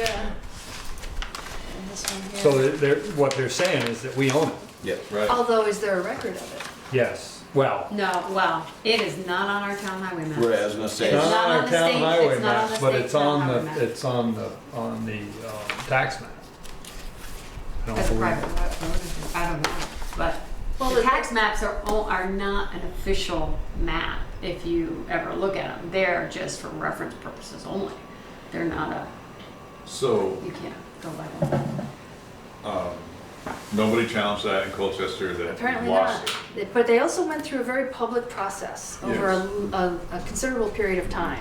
They had multiple hearings and public discussions about it. They put a lot of information out on their website to fully inform folks, and it wasn't easy, and a lot of folks were upset, but they followed through on it. According to the references from that 1998 letter from the guy on Gardner Lane. Far East Street, Yeah. whatever, Far East Street. extension, whatever it is. Right. There's been litigation, and the courts have said if it's been maintained for 15 or more years, then you're No, obligated. You're I obligated to talked to use it. Kevin about this, and he said that there is that dedication and acceptance. And he said even though there hasn't been an official dedication, you know, by the fact that we have been maintaining it for so many years, it probably is been accepted as a road. He said that, you know, there are two ways you can do it. You can give the road up, he said, which he would not suggest. He said because there's a certain process to go through that, and the landowner can petition to the court, and the court can say the town has to maintain it. He said the better option is to do first create a class 4 road maintenance policy, and then designate them all as class 4 roads and say you are now subject to the class 4 road maintenance policy. Is that, and there's a procedure to have to go through that, you know, to declassify them. He said because if you don't, he said they could petition that you have to upgrade to class 3 and whatever. In Waitsfield, not too long ago, they went through a process to discontinue 2 class 4 roads. That actually, one was a class 3 road that was basically a private driveway, and the owners were amenable to it. They didn't object, so we just went through, and the town was plowing those driveways. So it's not a cumbersome process to do that, to just throw up the road in that case. Yeah, but he said if people Right. are not Right, If they're not agreeable for to it, it, yeah. then Yeah. they can petition and then they can take it to court, whereas if we declassify it as class 4 road, they cannot petition the court. right. Because that's under our authority too. Mhm. Didn't Benji's Drake Smith Road do that when we were gonna throw that one up? Didn't they petition? Or was that East, It was Gardner Lane. East? 80 East Street, Gardner Lane. Okay, I knew it was one of them. I couldn't remember which one. So, and the Dumas Road is an easement. Did you look that up? I did, yeah, and I haven't found that it was actually fully executed. So we gave Dumas an easement, or the town had an easement? The town has an easement over their Dumas's property property. to access town property and state forest or national forest property. But there's no language in that agreement which. About maintenance. About maintenance, no, just access. Which there really wouldn't be on There an wouldn't easement. be. He would So, be responsible, so. Right. So we only have plowed if we want to get up in there. Right. in the winter. Yeah. Pretty much, yeah. Otherwise, we don't do We anything. don't do that's anything on to it. that road, don't grade it. Once in a while we do, if it gets bad. We plow it. Right. But there's very little maintenance that we do over there, Well, there's no traffic. other than plowing. I mean, yeah, so. So at some point, I guess it's up to the select board whether you want, if this is something you want to pursue. It's from my take on it, it's not so much a budgetary issue as just time and, you know, So what would efficiency, we- coordination, what- and fairness. If The Basel Road, is that a class 3 or class 4? 3. So we'd have to declassify that one. or Mhm. yeah, reclassify. Reclassify Reclassify. it, Yeah, yeah. yeah. And then, are there any other class 4s that what is Cold Springs? Cold Springs, 3. Harvey Road. That's a 4. Is But that we're a 4? plowing it now. We've always plowed. We've always plowed Harvey Road. Right, excuse me. Yeah, we've always plowed it. Yeah. There was a bridge problem there at one time, right? Right. That's when we got the one done. Right. The other class 3 is Estes, is class 3. And I didn't know that until Mike told me. I always thought Estes was a class 4, but he said it was class 3. And Swanier's is a class 3. Yes, class 3. Yes. To where, To the farm. yeah. And then the other was Ancient Road, so it's gone. right.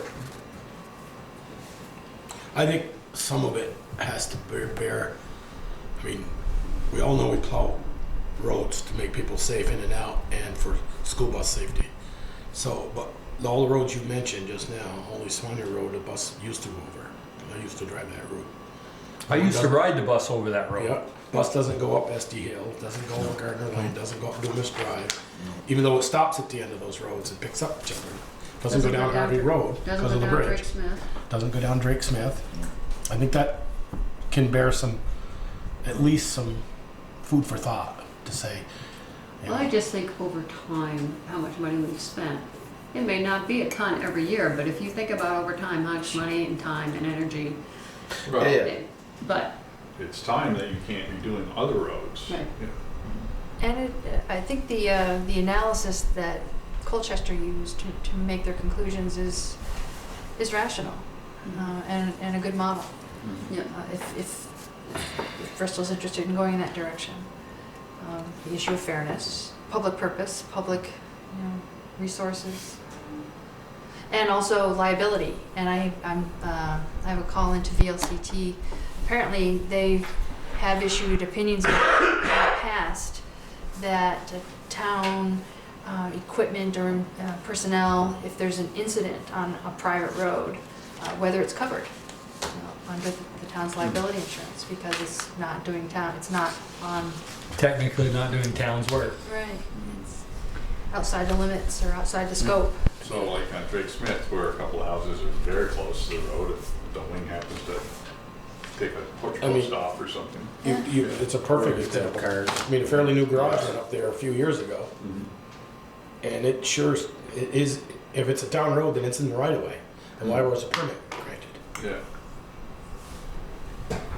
So, but I don't think we're gonna solve it tonight. No. No. I think we ought to keep it on the But just some burner. direction. Keep it on the burner and If not it's something slide you off the want to back of the continue to stove. pursue I and. guess, Eric, if you could just kind of roughly how many extra miles you do on those and how much time it takes, extra time to do these roads, and I guess there may have to be a discussion what we think Well, it these takes, roads are. I can tell you that it takes almost as long as it takes the other 3 trucks to do their routes, because I used to do them. Yeah, I worked part-time and did all the dead ends in it, Yeah. and we would all finish about the same And time. it takes about, to do, each route is about 3 hours long. The 1 ton, or my route, whichever. 2.5. Yeah, you could, yeah, well, yeah, we use 3 just for easy Yeah, figuring, but, yeah, so each route is approximately the same amount of time. And so the dead end portion of what I do would probably be about an hour.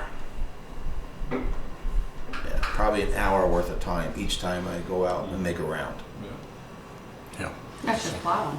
That doesn't Including material include put the down. maintenance and. And The material you put down. material wise for them roads, for sanding, it probably I use 6-7 yards. 3 maybe, 4. Just for the dead road, dead Dead ends. ends. per storm, or per trip. Per trip. Sometimes I don't spread any, depending if it plows down the dirt. Other times, you know, it'd be 3 to You 4 go back yards. and spread without plowing.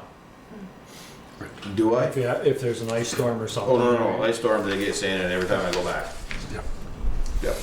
Okay. Alrighty. All right, thank you. We didn't give you much direction, but don't turn it off. We're gonna leave it on the burner. Okay, and let's see, there's an extra one for you. The next one is the, Public Works Facility Site and Needs Analysis Draft Scope of Work for Review. yeah, This has been on our to-do list for a to-do list for while. a while. So,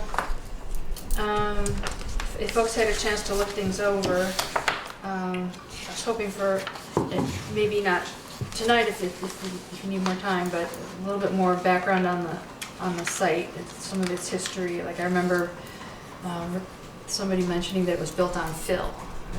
Yeah. That might be useful information for somebody who's doing a site analysis to know. So what other kinds of information you have that might be useful for somebody preparing to do this work to know? And then my other question. I have no information to help you with that. And I pulled together as much information as I could find about the location and size of buildings from the lister's records and some other documents, but there's no single site plan. There's the landfill, and then there's a little blurb of like little shadow things for the buildings, nothing really defined. And then when there was a boundary adjustment between that property and the school, there was a little bit of information and some details about the buildings, but not the rest of the site, or just fragments of information. So in the scope of work, I added on number 3 a boundary survey, or at least of that area. But I'm curious to know from your experience if that's something we want to include in the scope of work, because the more we throw in, the higher it's going to cost. I'm not so sure we're gonna need it. We know we own from the top of the gate back this way. And do we foresee it? I think that would be the first question to the engineer. Does that land to the west of the gate qualify for a building? If it doesn't, then we own some of it, but we don't know where the property lies, but we know it's not beyond this close. It's not going down over the hill. It's not going down over the hill, the building's not. If it's not going down over the hill, we don't need to really have it surveyed. Or up on that knob, so to Right. speak. Yeah, just And the to- back corners, the corners with Mount Abe were clarified when Right. Ken Weston was here. Was right, Right. yes. So we could take that out and just leave it to them to come up with a site plan, an accurate site plan, however they go about doing it. Okay. How much was Stark's building? $1.5 million?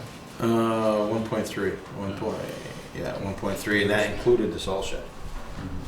So is that the thought, really, to like take these buildings down and where you, Well, that's- is there a thought process to like just add on to one of them and Well, deconstruct the other one. those are the kind Them are the things. I think Right now, the buildings, they're not big enough for the equipment that we're getting now. Right.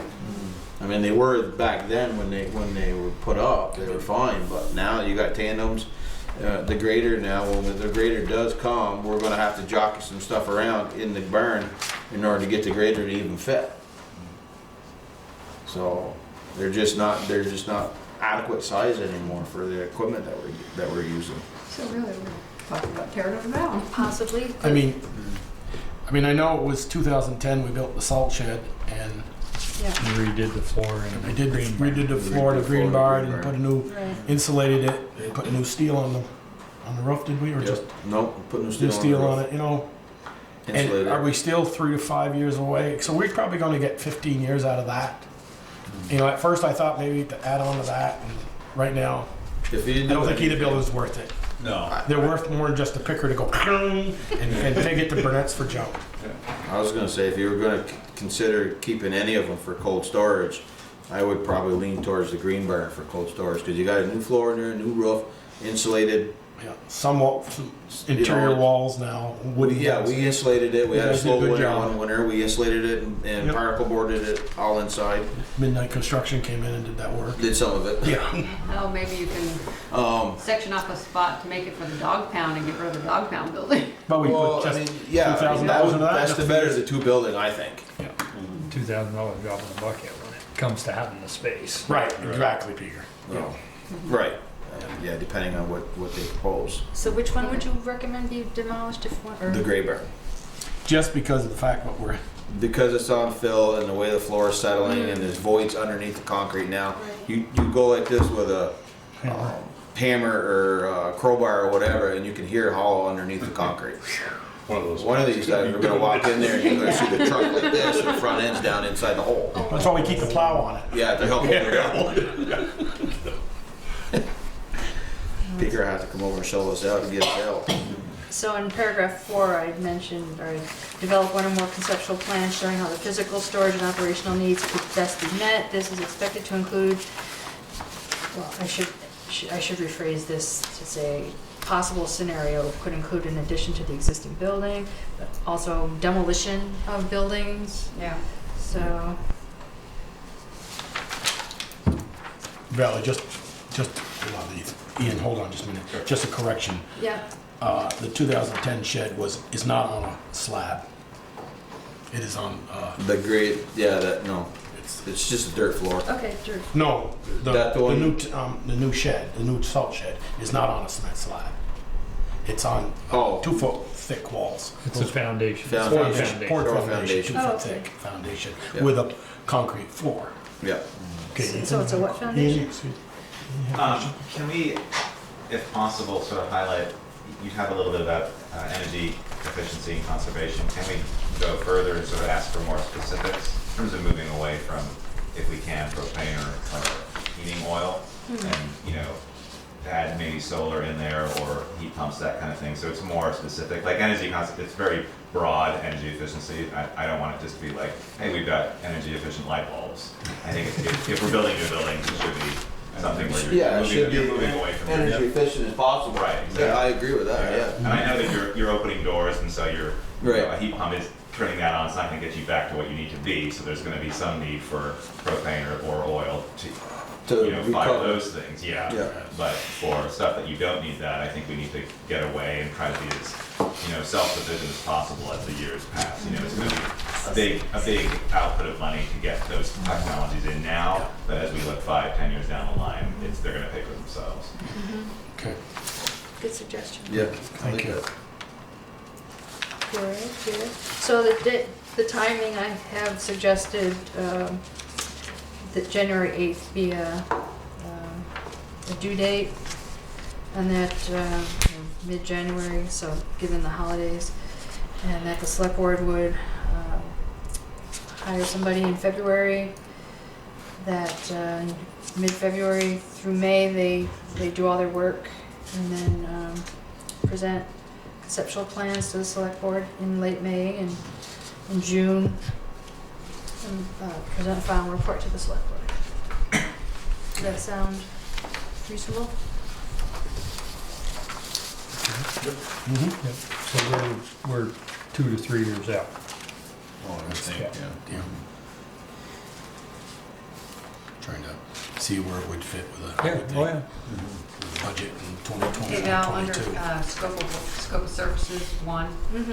just put an N after including, you've got including an assessment, should be an assessment. Okay, thank you. Yep. For a project like this, where does the money come from? Well, Bond. when we Bond. first, oh, you mean the implementation? Yeah. Yes, yeah.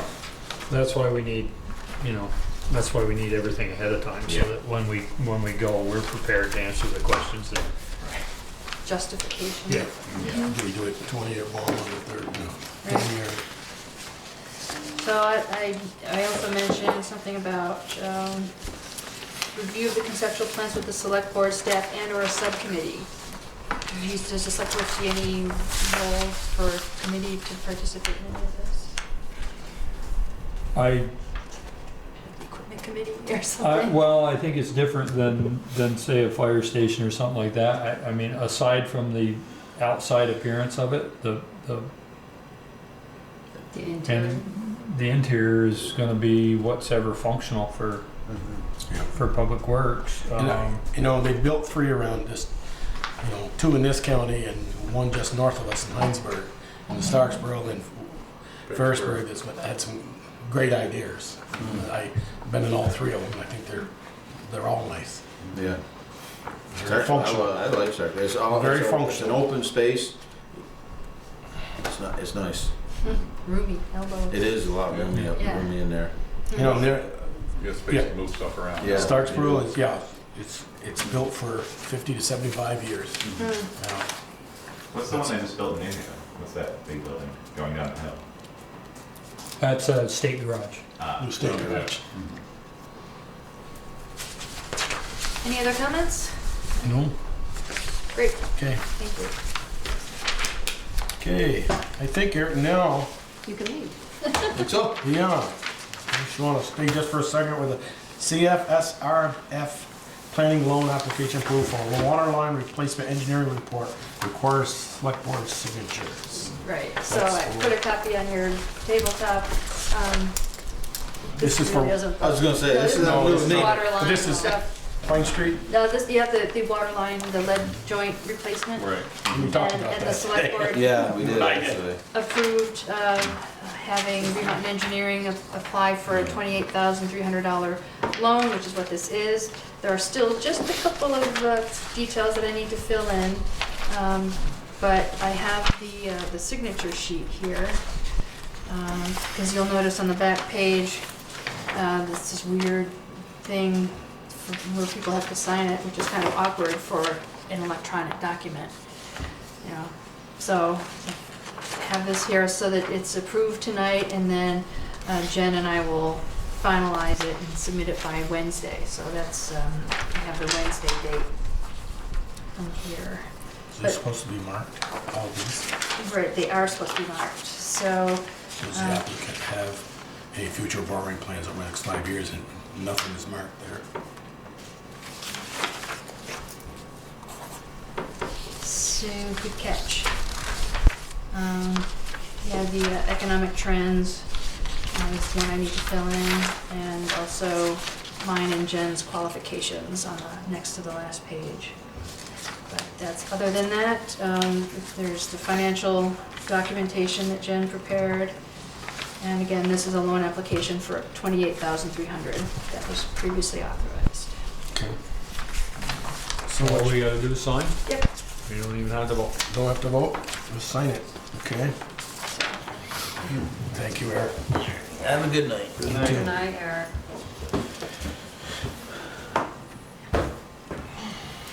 Was that approved at last meeting or like a meeting prior?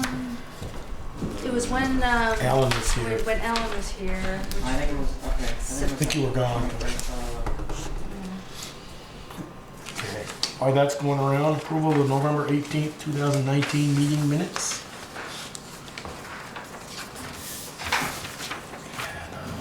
We didn't have any audio that night, so us, I guess, on how to run it.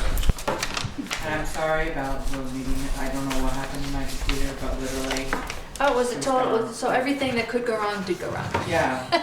And I was like, oh, I'll watch the video, and then I see there's no video on it. Right. Oh, crud. And this little thing didn't work. No, it's working now, I did the apparently. best of my ability. Val, I have just two changes. On appointments, one, first, where it says passing of George Smith, second line, it should say the passing of George Smith. Oh, yeah. And Okay. then, on number 4, consider authorization to apply to USD, it says at 25% match. I think it should be a 25% match is required. Page 3, or page 4 or 5. Number 4.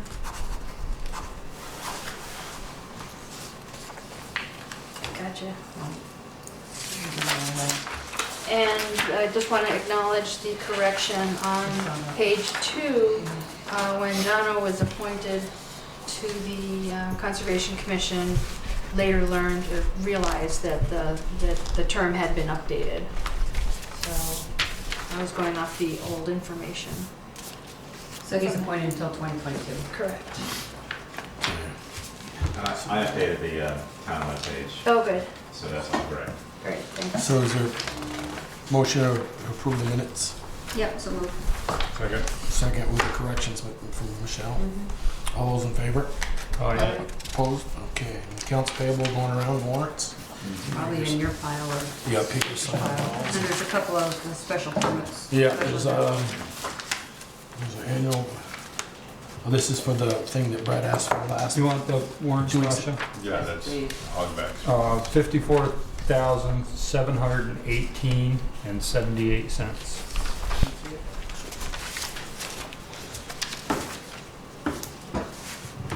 Okay, this is for Luminous Celebration of Fire and Lights, Vermont Tree Goods. For December, this one's 5:30 to 9:30. Is that, I thought that, does that go to 9:30 or 8:30? 9:30. Okay. I mean, well, it'll end around probably like 8. It's not a late town. All right. Used to be. And then we have that, and then we have the Hogback Brewery permit for the annual fireman's meeting and banquet at the fire station, which we approved last meeting. What day is that? That one is for January 11th, 4 p.m. to 11:59 p.m. That's what he has down here. And Luma Celebration of Fire and Lights, Vermont Tree Goods, 3-ounce tasting cups. Provided by who? Champlain I was gonna say, it shouldn't be Vermont Tree Goods, it should be whoever's providing the, Just Right? says Vermont Should Tree be Goods. Champlain Orchards. Doesn't say. Oh, excuse me. Champlain Orchards. I was reading that. Champlain Orchards. Sorry. you're fired. I know. No, I have 2 lot marks and I'm done. 5:30 to 9:30. And that is the 21st. Same with everything else. So those 2. Get both of those, Tasha. Okay. I guess I'll sign these. I did sign up. We approved the fire station Right. last month. So we just got to do the hogback one Yeah. for the Champlain Orchard. Champlain Orchards. But wouldn't you have to approve it since it's actually? Yeah, I think we have to approve Hogback too. I mean, we allowed them to get somebody to have there, so I think we just Okay. need to. Okay, make a motion for I'll both. make a motion that we approve Hogback Brewery for the annual fire department meeting and Champlain Orchards for Lumina, so, At Vermont Tree Goods at Vermont Tree Goods. during the special event. Okay. Second. There's a motion and a second. Any questions? Hearing none, all those in favor, please say aye. All right. Opposed? Okay. All right. Select board concerns, Michelle? I think I'm good. Peter? Good. Peter? Is the West Street project done? Yes. Are they? Oh, I Yes. thought they were still working on East Street. East Street. remains. The reason I ask is that equipment going to be gone by the chocolate block because it's taking up a lot of parking spaces? Yeah, it is. And when people come into town, we should have a place for them to park. So have they finished on East Street? No, They're Okay. headed there. So They were that's where this supposed to equipment start will there go. today, but I think they were plowing snow. Yeah, they were. Yeah, they I were, checked with they Eric were this over at the high afternoon. school. So, So they'll probably park that stuff down at the Lordsburg Rock. They- No, they came from Lordsburg right back. Well, I know that they were, but were they're gonna They'll leave be it here? by Bingham somewhere. That's where they're gonna park the equipment? That's where they're gonna be working. Yeah. Well, they But could it's use, just- more today. well, they could use Drake Smith Road. need to just get it off the park. Yeah, Out of it, yeah. Yeah, it's tightened up for the whole month of November. And that's this Friday, right? Friday night. Yeah. Okay, anything else, Peter? That's it. Peter, I talked with Eric today. I happened to be over there this afternoon. And Which, We- you're talking about Eric Cota? yeah, I was gonna, and we visited a minute and how things were going and that thing down on East Street. And I saw the two big culverts there, the big 5-footers. And he said that you'd recommend that we send them back. And he says they're 25% restocking charge to send them back. So, $1,200? yeah, he says they're a $5,000 culvert. So I said, is there any other place you could use those? And he said up on Upper Meehan Road by Judy Murray's. Yeah. He wants to replace it. But he says it would put him over his budget. So I just didn't want to give up $1,200 for a $5,000 Well, that was my culvert. thought too, but they didn't tell him when he ordered them. He told him he was getting So both. my question is more to Valerie is, do we send Ferguson because he's told Ferguson, I need a 4-footer or 5-footer, but I need them both, but I'm only going to use one and send the other two back. A 5-footer. Three, yeah. Yep, right. A 5-footer or a 4-footer. He ended up using the 4-footer, not the 5-footer. And the salesman said, okay, no problem. We'll send them. And now he was never told There was a restocking charge Well, yeah, and it was a direct delivery from Hancock instead from of Pennsylvania. from. So do we write him a stern letter and say, I told him to tell him that from here on out we'll shop. We're not going to just call them and order our culverts. I mean, I just or do we keep it? And he said I could use it up to Judy Murray's because he said that's only a 2-foot culvert and that has plugged and washed the road out before, not the whole road. But he said if I had it, I'd use it up to Judy Judy Murray. Murray's the one It's- right at the bottom of the hill. yeah. Right there, And yeah. he's going to have to build the hill up, and it's way more culvert than what's needed there. I just hate to give the $1,200. That's what me too. I hate to give the $1,200 up, but I don't want to sit on $5,000 either. I'd call him, I'd have somebody call him, talk to him. Say, look, So- this was not my understanding. There was no, I told Eric I'd bring it up. I said Eric, I'll ask. When there's someone's concerns, I'll ask. And Yeah, if he needs I to- had the conversation with Eric. said I he told him, has he talked to the salesman? Did he He say? hasn't called him. Still hasn't called him back yet to tell him that That's we're not, what he needs to do. he needs to. we're not talk to very the happy salesman. about. And- Because I asked and- Eric, so when you told him you were going to use either 4s or 5, but the application we didn't know it. I need them both, and he said okay. And he said, but some are going back. 2 of them are going back. Either the 4s are going back or the 5-footers. You know, and the worst of it is. And he didn't say, well, there's going to be a restocking. He never told him that. The worst of it is that they didn't have 60 feet of the 5-footer. They delivered that after the 4-footer was already in the ground. Well, then he needs to have that conversation with them. You know, And they should- they he should take probably, that without he restocking. probably should have called him and told him he didn't need that other 20 Yeah. feet, but still, Yeah, is there 40 feet over there now? 60, Is there 6? Those are 330s or 320s? 320s, yeah. Yeah. So He needs to call. okay, all right. I just didn't want to give up $1,200. I don't If we could either. use that culvert somewhere else, even if it's not going to rot. No, I would argue the point with them. Yeah, I know. I mean, for So the you amount need of to take money it back without we restocking. spent almost $15,000 or $20,000 in culverts between this project and the. And we're going to have some more. We're going to have Pine Street next year, and Yeah. so And if they hope to sell us any more culvert, They better take it back without Yeah. a for stocking fee. you know, there's an argument was if it had come from our yard, we would have taken it back, but it didn't. It came direct from Pennsylvania. Which Put it back in your yard and resell it. which I find hard to believe because it was here the next morning. so maybe And it won't rot Valerie their can, stock and in maybe the yard either. Valerie can get with Eric. No, but they'll and, have to pay for it. a good phone call and a. Okay. Somebody call.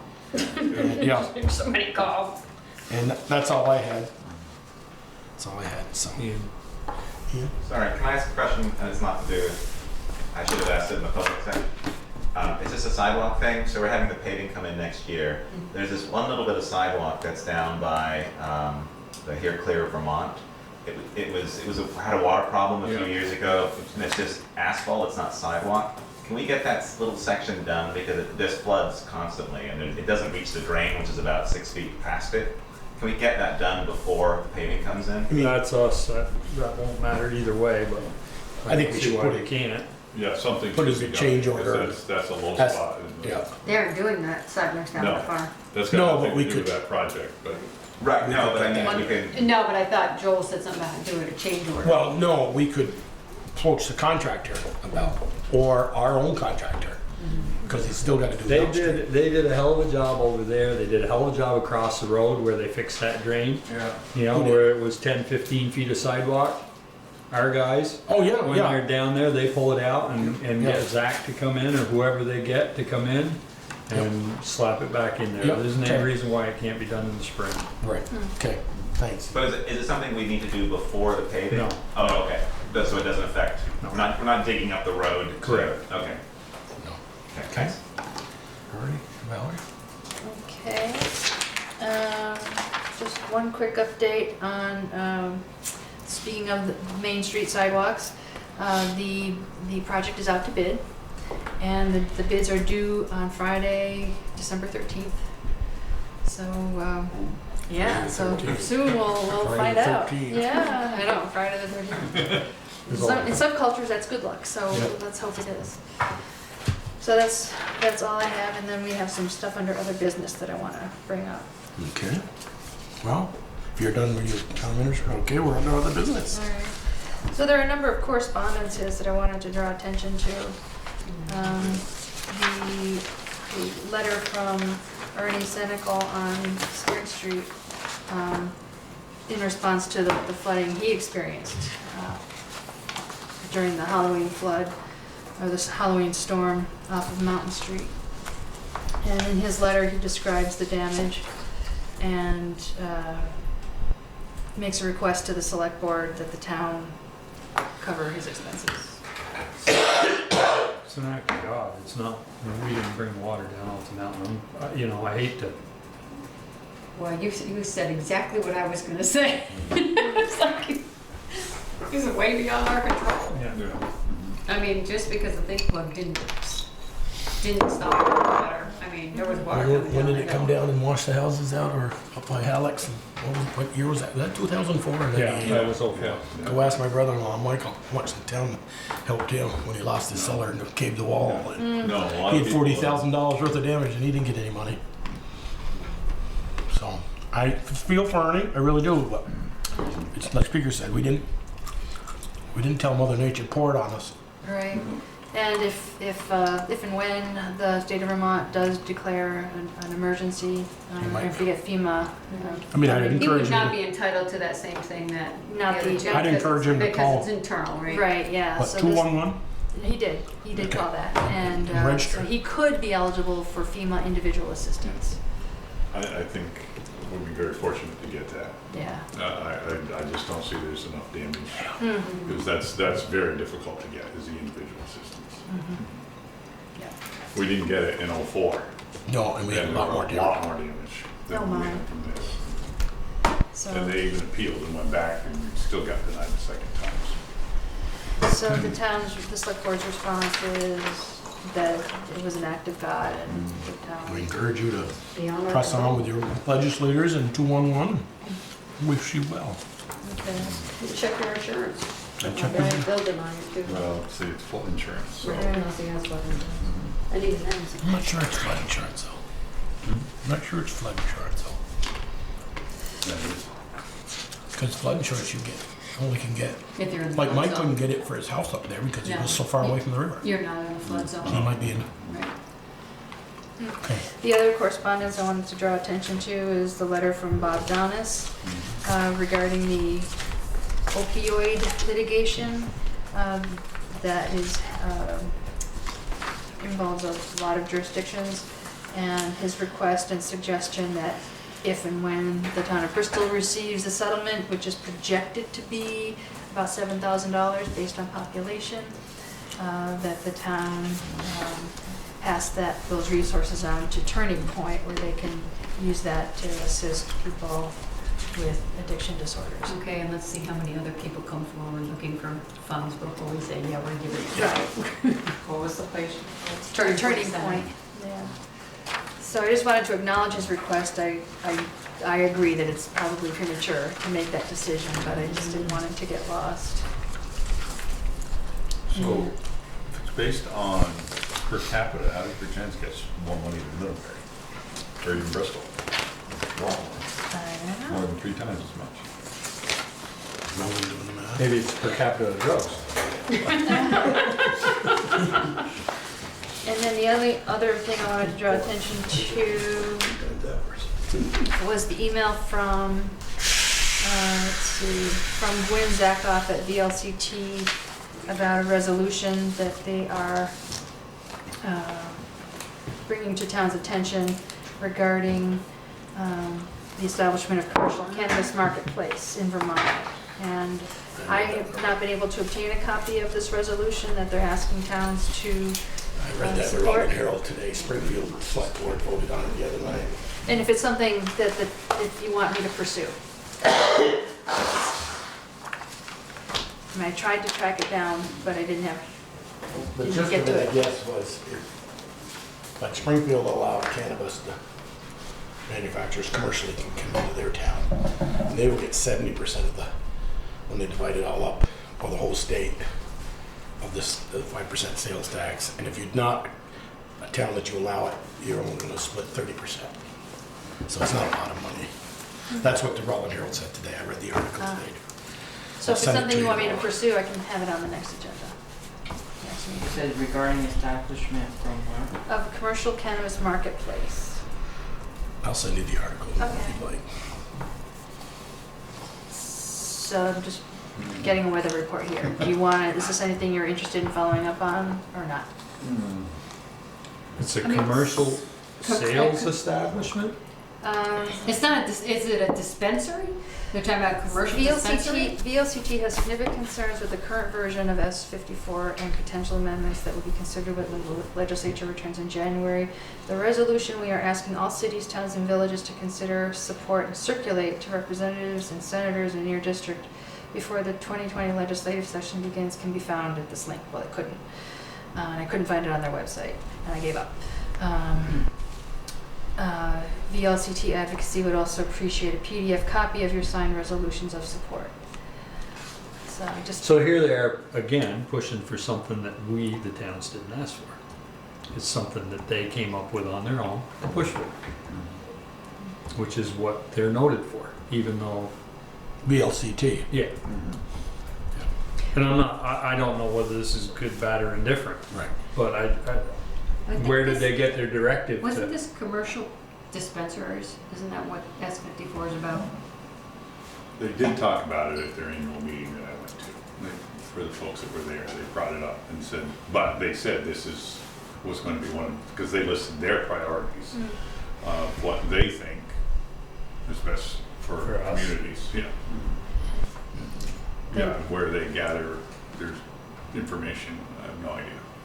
so the other part of their note, over the years, VLCT has followed and testified to the interests of Vermont municipalities as they relate to a regulated commercial market for recreational Right. cannabis. After having learned from municipalities in states that have a taxed and regulated system in place, VLCT has advocated for all necessary authority, autonomy, resources, and taxing power at the local level. So they're trying to give us the power to control whether they come in or not. That's, and I think I saw a piece on the news the other day that the local wants control over how they regulate them and whether they come into the towns or not. They don't want the state to have that authority to say, oh yes, Bristol, you can have one, even though Bristol town may not want one. I think that's what I got from what I saw. It's just a small road, so is that what you got from the I got article? most, basically, Yeah. and because Springfield was having it, but the neighbors around didn't want it. Don't want it. Neighboring towns and saying, well, you're gonna get 7% of the sales, Springfield, but but that's not fair to us because it's gonna affect our town like New Haven or Lincoln or Starksboro. Right. And that's what the article is all about. I know. I don't have any really opinion on it one way or the other, Valerie. I guess I wouldn't ask you to spend a lot of time. Yeah, I wouldn't spin your wheels 40 hours a week at You've it. got Probably enough start time to to do do. it. Okay. Right, that's Okay. fine. No argument? Okay, I'm glad to see our revolving loan fund. Yes, it's looking pretty good, yes. yes. Okay, That's all I have. we have one executive personnel matter, executive session. There are actually several items several. under both of those personnel-related topics. Okay, Michelle? Okay, make a motion that we go into executive session to discuss personnel matters for 1 VSA Section 313. Okay, is there a second? Second. Yes, we're All in favor? Val, is for second. Yeah, I think it would be good for Bruce to participate Bruce in is part. invited to participate. All those in favor? Aye. Opposed? Okay, we are.